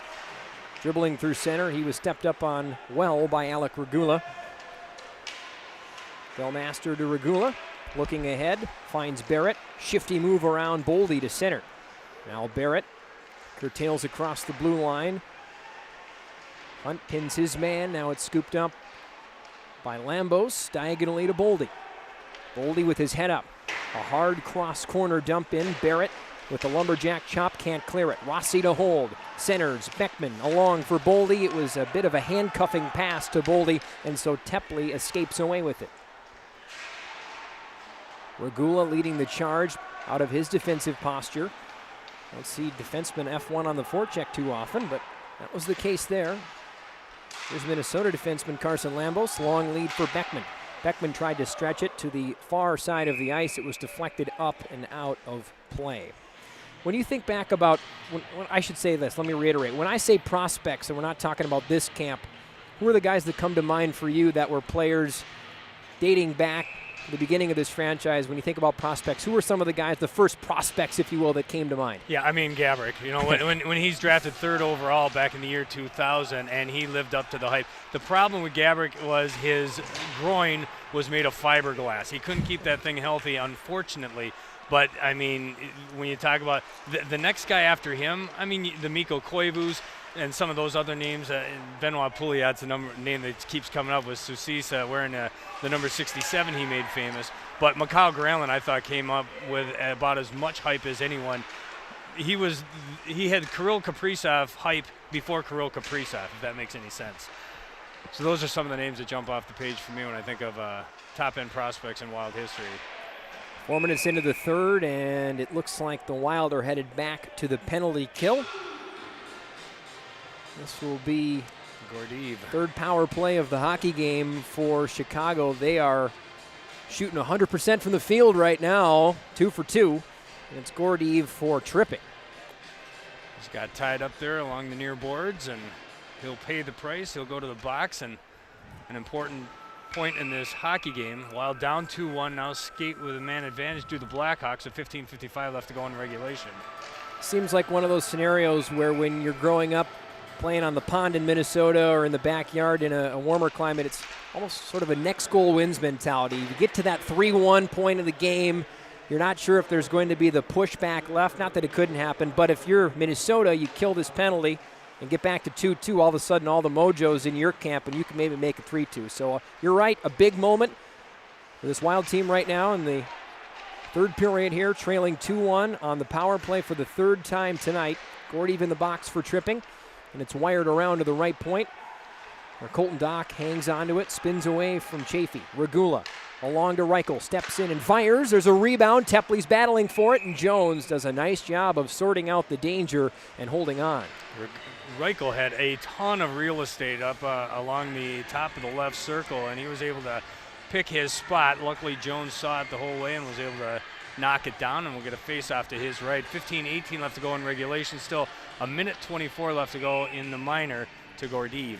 Important to note that tickets to regular season home games are on sale for the Minnesota Wild. Head to the box office at XL Energy Center or go online to Ticketmaster.com.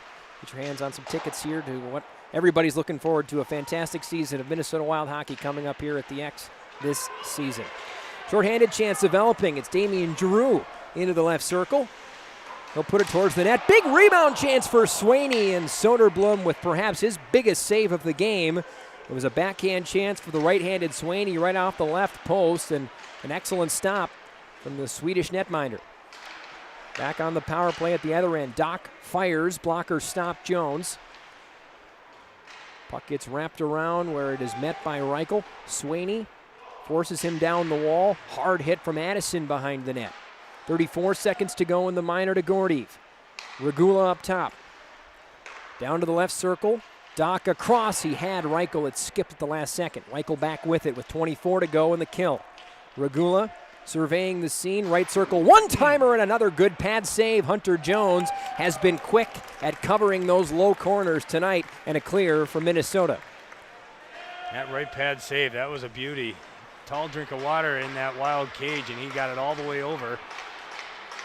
Soderblom slapping his stick on the ice at the other end to signal the departure of Gordeev from the penalty box. He's onto the ice. He might join the rush. No, he's going to head off. But Bryce Misley will hit the hyperdrive down the right-hand wall. Galvis seals him behind the net. He has support from Rossi. Rossi takes a cross-check from Allen, a pair of first-round picks going at it there, and Rossi got maybe a little bit of late extracurriculars on Allen after the whistle. No call. Now Galvis with Lodnia watching him, and this puck will scoot to center with 13:26 to play yet here in a 2-1 third. Now Galvis flops it in. Jones plays it along. Gordeev, after serving that penalty, then going to the bench, is back on the ice to serve his shift. Now Hardman drags and fires in the slot. It's blocked wide. Osipov ran into by Gordeev. Vaulted ahead to center by Chris Bennett. Picked up back in the Chicago zone by Krutil. Looking ahead for Hardman. Outwaits a pair of checkers at center and now finds Krutil, who finds Slavin in turn for Osipov and punched in behind. Jones plays it with the paddle. Hard hit thrown by the captain Osipov, who pulls it out of his skates to the left point. Now here's Krutil. Down the wall for Slavin. Slavin, the former Colorado College Tiger. Brothers with Jacob Slavin. Very high-end defenseman for the Carolina Hurricanes. Osipov, right-hand corner, finds Crevier. He'll put it towards the net, never afraid to shoot, Crevier. That one misses the net. Now it's Swaney at center. He'll peel away from Crevier and lost the puck. You know, once again, outside of the first half of the first period, it feels like the ice is tilted in favor of the Chicago Blackhawks. It has been for the majority of this hockey game. The Wild just are having trouble getting any type of offense going. Del Mastro to pour up ahead. Lightman lost it to Kalen Addison. Scurries away from a forechecker. Excellent horizontal pass for Swaney. Lurches it across the blue line. It's poked loose. Chafee barrels behind the net. Chafee centers off the bench. It's Hunt. He'll shoot. A big save. Soderblom there. Outstanding stop from 40 and White, denying Hunt, who came flying in with speed and zipped one towards the left post. Lambos upended by Poor. They both go down. Upended with an elbow to the chin. Indeed. That was not called. Now here's Phillips shaking. Good work by Phillips to march the blue line to his left. Still with it. A long shift for Phillips at the blue line. He lost it. Trying to jar it loose is Boldy. Hill center. Here's Rossi. He scores! That's what they came for. And the fans loving that one. Matt Boldy able to pickpocket a defenseman inside of the Chicago zone. The wherewithal to wait out the pressure and find his partner in crime, Marco Rossi. The first goal in a Minnesota Wild sweater that the State of Hockey will hope is the first of many. Exactly what they came for, exactly what you tuned in for here on YouTube. And here's Adam Abrams with the call. The first for Marco Rossi in a Wild uniform. I'm not sure if the fans can pick it up at home, but I think Adam Abrams had a little extra oomph in that goal call there, I think. I think you're right. Rossi from Boldy, 8:55 of the third, but we saw the fans get up in front of us as we look from our broadcast location, and here we are, knotted at 2 goals apiece. Pro finish, blocker side. You'll hear pro guys talk about that blocker side as one of the best places to shoot. And Marco Rossi proving that with a spectacular finish right under the blocker side of Soderblom. We've got a 2-2 hockey game. Hang on as we roar our way to the finish line. 10:35 to go here in the third. 2-2. Rossi in the third. It was Chafee in the first. That's the first even strength goal we've seen tonight. You're right. Off the bench and hustling after a puck that will be waved off of icing is Lodnia. Banks it off the back of the net behind Soderblom. Tepley can't clear it. Gordeev holds. Now here's Chris Bennett. Good pass to the point. Masters gets it there, but Lodnia was tied up. Bennett behind the net. Phillips trying to stay with him. Phillips looks tired. Been out there a while. Lodnia behind the net now. Looking for a centering pass off the skates of Bennett. Sassis is there, but so is Reichel. Now Isaac Phillips He needs to get off. That's exactly where he's headed as he finds Reichel. Reichel will do the same. We've crossed the middle point of our third period. 9:40 to go, 2-2. Marco Rossi worth the price of admission tonight. Now Barrett swings it up to the slot. Stepping in and leaving it off for Galvis. Michael Krutil. Galvis back up top for Krutil. He's got a man loaded as a one-timer. He'll shoot it instead. That deflects just wide. Boy, Jones was going one way. That puck deflected the other. A dangerous-looking shot from Krutil. Now Mike Hardman. Power forward type player using his shoulder and body to curve his way in all the way around on the wrap, and Jones slams the door shut. Loading it up ahead is Rossi. Almost returning the favor to Boldy on a long lead look. Instead, Boldy scoops it up, gallops his way into the high slot. Drop pass for Addison. Tries to dart away. He got tripped up by Buzdecker. No call. And there's our first. There should have been a penalty. Fan jeering that we haven't seen in a while. The fans at Trio Rink upset with that one for sure. And now Adam Beckman invigorated down behind the net. His shot misses the net. It's poked ahead to center off the stick of Barrett. Wild buzzing all of a sudden. Indeed. We talked about the lack of intensity from them outside of the first half of the first period, but they're picking it up here in the latter stages of the third. Only time will tell if my next goal wins proclamation will in reality come to play. We're about to find out. 8:18 to go. Next goal obviously crucial. Behind the net is Slavin. Setting up shop in the Wild zone. Crevier right point to left point. Allen's shot nicely blocked by Pavel Novak, and the Wild bench liked that shot block. Up ahead is Slavin. Novak on the back check. Also working on Slavin, his Bankier. Good shot block. That was Bryce Misley, who's brought his lunch pail to work tonight. Cruises it off the glass back into the Blackhawk zone. Turnover. Misley centers for a one-timer, and Bankier swings and misses. Flopped ahead by Crevier to get it. Kyle Masters for Fedor Gordeev. Masters lobbied ahead. Bennett has it at the line. Nice sleuth work by Jasevich. 3-on-3 developing the other way. Lipin to Jasevich. Skirts away up the right point. Finds Regula. Lofts it behind the net. Good reach by Ryan O'Rourke, who will be the captain of the Sioux Greyhounds this year in the Ontario Hockey League. Would have been the captain last year had the Ontario Hockey League had a season. We saw him in Iowa instead, where I would probably go ahead and say the growth we saw of him was the most of anyone, I think, in a Wild sweater. I'm not sure if Tim Army would agree or disagree with me. I can take that up with him after the game.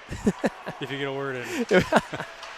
Del Mastro works it ahead. Regula to his left. And a big hit thrown, and there was nobody around. And Lodnia did not have the puck, and he took a whack by Osipov, and that should easily be an interference call on Osipov. Now, granted, Osipov is a little bit taller than Lodnia, but it felt to me like Osipov got that shoulder right into his nose and lifted him off the ice there, right inside the red line.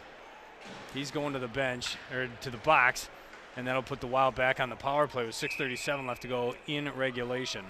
The power play that has struck once in this game. Back in the first period, Mitchell Chafee on the board. He's out there now. Addison's his other pointman. Beckman's with him, as is Boldy and Rossi. Here's Beckman. He'll fire. There's a rebound off the skates of Chafee and out of harm's way, and a clear from Slavin. Good job by Beckman using the screen that was provided by Boldy in his lengthy frame, but goaltender able to knock it free. Addison wanding the puck through center. Beckman back into the zone. Shifted back north by Phillips. And Chicago so far so good. 30 seconds into the penalty to Osipov.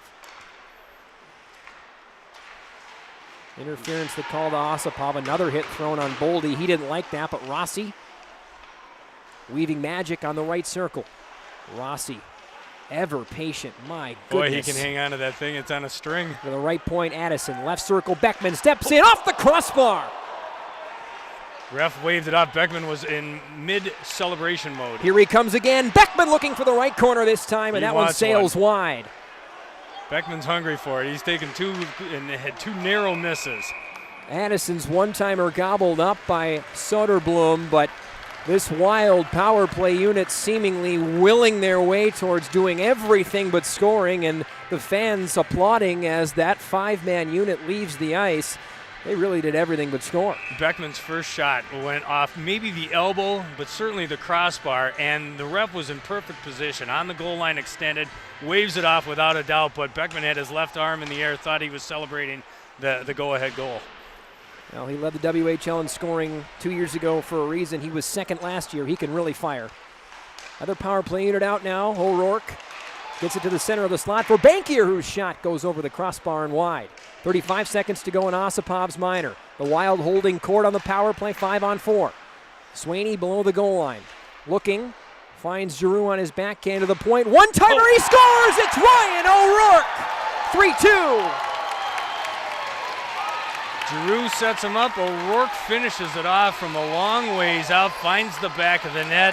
Lots of bodies and lots of debris in between the shooter and Soderblom. He can't find it through the traffic, and the Wild have the lead with exactly 5 minutes left to go in regulation. Yet another power play marker to put him back up on top. A missile from Ryan O'Rourke, and he gets the crowd back on their feet. Minnesota with 2 straight goals, and Ryan O'Rourke has what could be the put-away goal for the Wild on home ice here in St. Paul.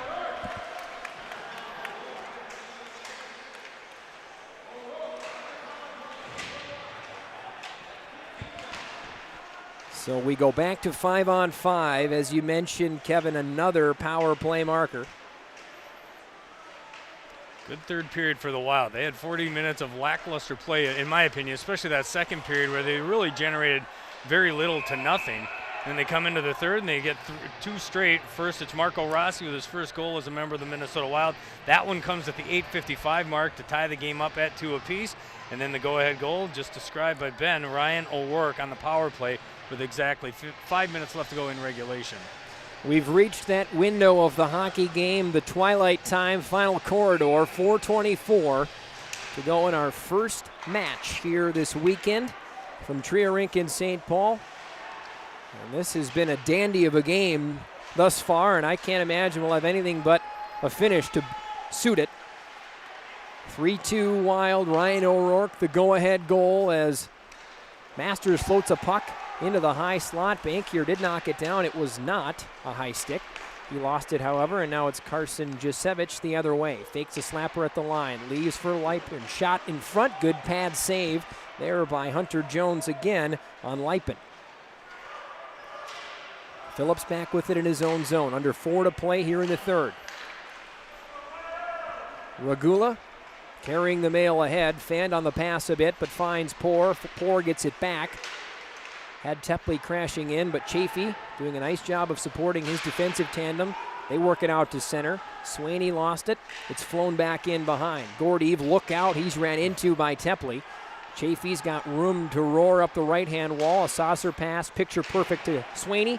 And now it's Giroux getting it across the line and in. Crevier swings it around. Tepley avoids a big hit from Chafee. Pass out to center. Hardman going 1-on-2 against O'Rourke. He'll skate after a chip and chase. Addison with help from O'Rourke and Giroux. And now Chafee out to center. 2:57 to play in a 3-2 third. Wild looking to open the weekend with a W.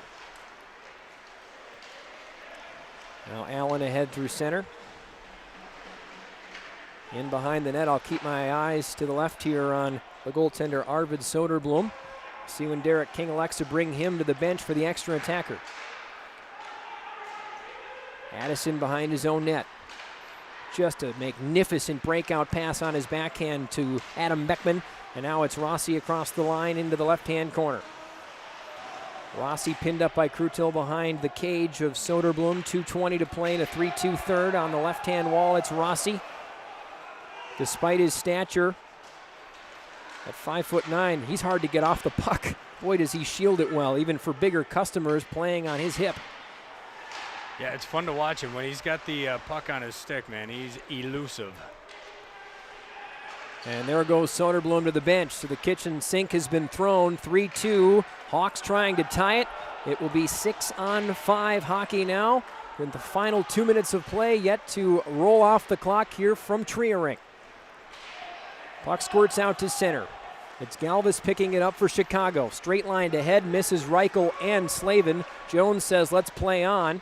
O'Rourke on the wraparound. Boldy out to get it. Good patience and a smart clear. And if the touch is right, that won't be icing. Great work from Boldy. Smart play. Wow, was that smart. 80 seconds to go here in a 3-2 third. Tepley swerves around O'Rourke.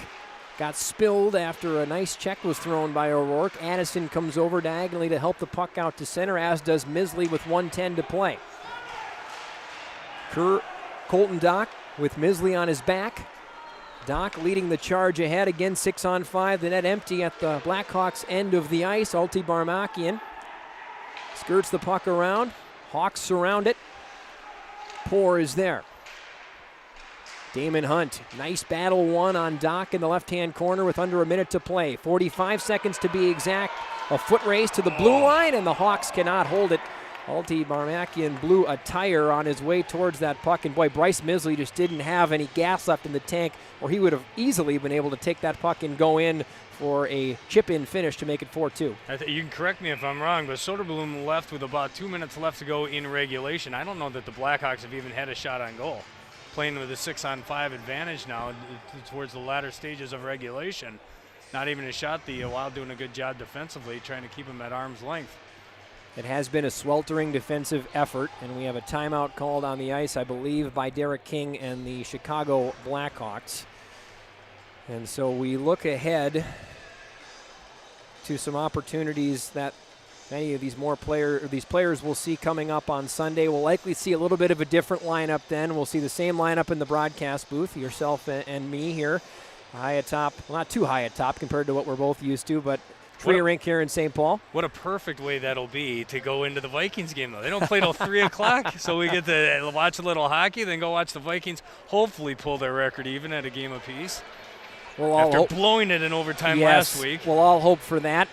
The NFC North, seemingly after 1 week, somewhat up for grabs. That Sunday game, 1 p.m., Chicago Blackhawks again in store.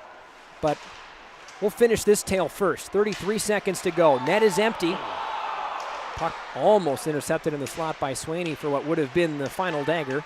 Chafee, nice defensive play again to keep Chicago out of the offensive zone. A stretch for Reichel. He had daylight, but that puck got out of the reach of the German centerman. Reichel to battle with 13 seconds to go behind the net.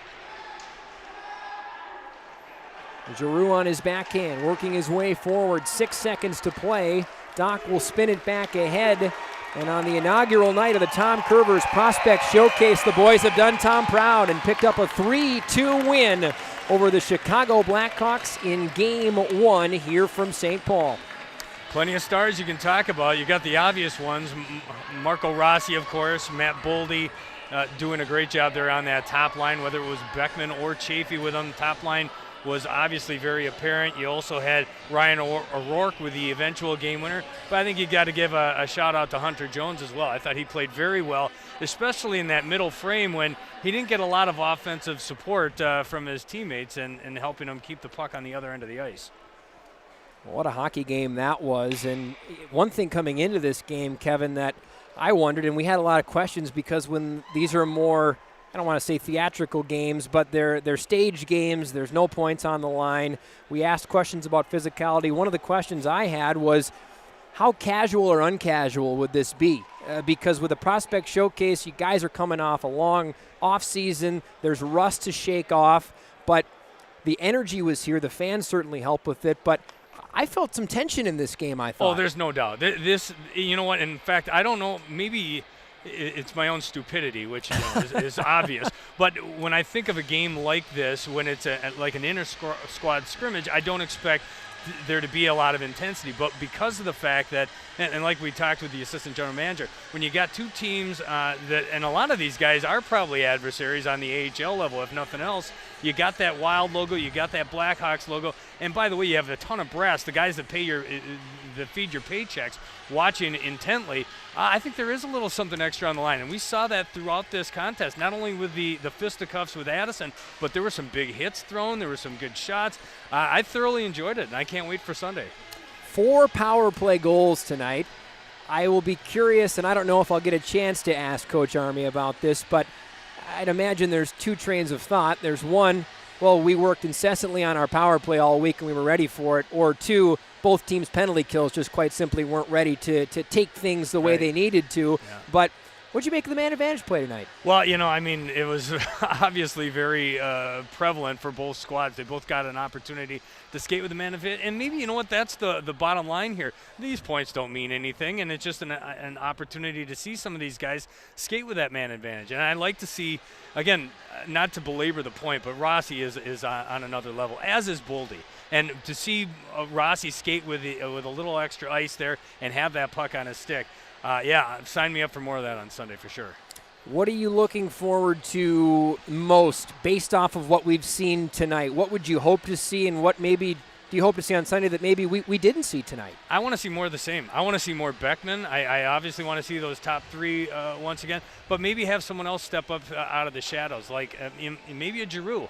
I don't know much about Giroux. I thoroughly enjoyed watching him tonight. So maybe that's another guy that can step out of the shadows come Sunday. First period, it was Mitchell Chafee on the power play. Adam Beckman, Kalen Addison assisting on that one. That was a match made and delivered by the Iowa Wild alum, all 3 of them there with some time with Iowa last season and some prolific time at that.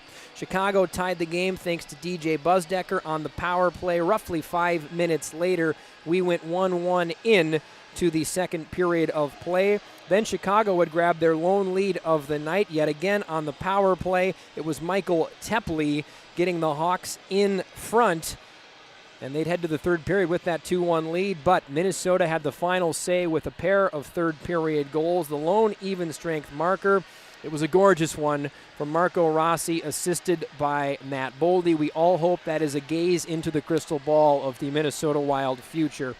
And then the final put-away goal coming from Ryan O'Rourke, a guy who I loved watching in Iowa last year. Another guy we talked about, Hunter Jones, earlier, took some lumps early. Ryan O'Rourke took some lumps early, but the growth both of those guys had last season was exponential. And even watching Ryan tonight, I could tell the confidence. He's coming back. He's comfortable. He knows the guys. He knows the staff is behind him. And he's a guy, too, and you heard Mike Murray talk about it. We also heard Dan Myers talk about it, how much emphasis this staff has put on defense. And Ryan O'Rourke is one of those guys who I think has a future and an opportunity to potentially be someone Minnesota fans get to know maybe sooner than later.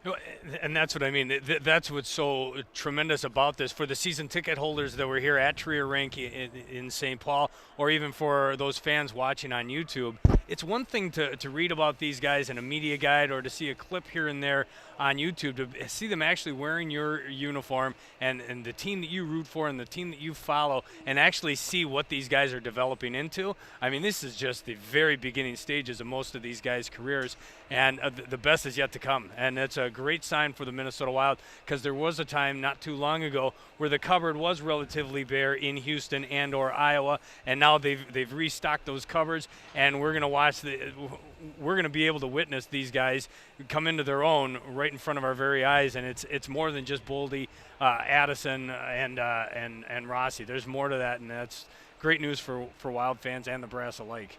Well, Kevin, sure has been a pleasure sharing the, I guess we can call this a booth up here, the top of the Trier Rink with you tonight. An excellent job. Looking forward to continuing our journey together on Sunday again, 1 p.m. Chicago Blackhawks and Minnesota Wild prospect clubs dueling again for the final time in the inaugural Tom Curvers Prospect Showcase weekend. But final thoughts before we wrap things up? I had a blast. You did a wonderful job, and I can't wait till Sunday. I don't know if I'll sleep. Yeah, I'll sleep like a baby. I'm going to have believe me, but I am looking forward to Sunday. Great job, though, Ben. It was a treasure. It was awesome to work with you, and I look forward to doing it again in a couple of quick days. Right back at you, partner. A big thanks to Paul Loomis, our director tonight, Joel Thurston, our camera operator, Hank Dolan.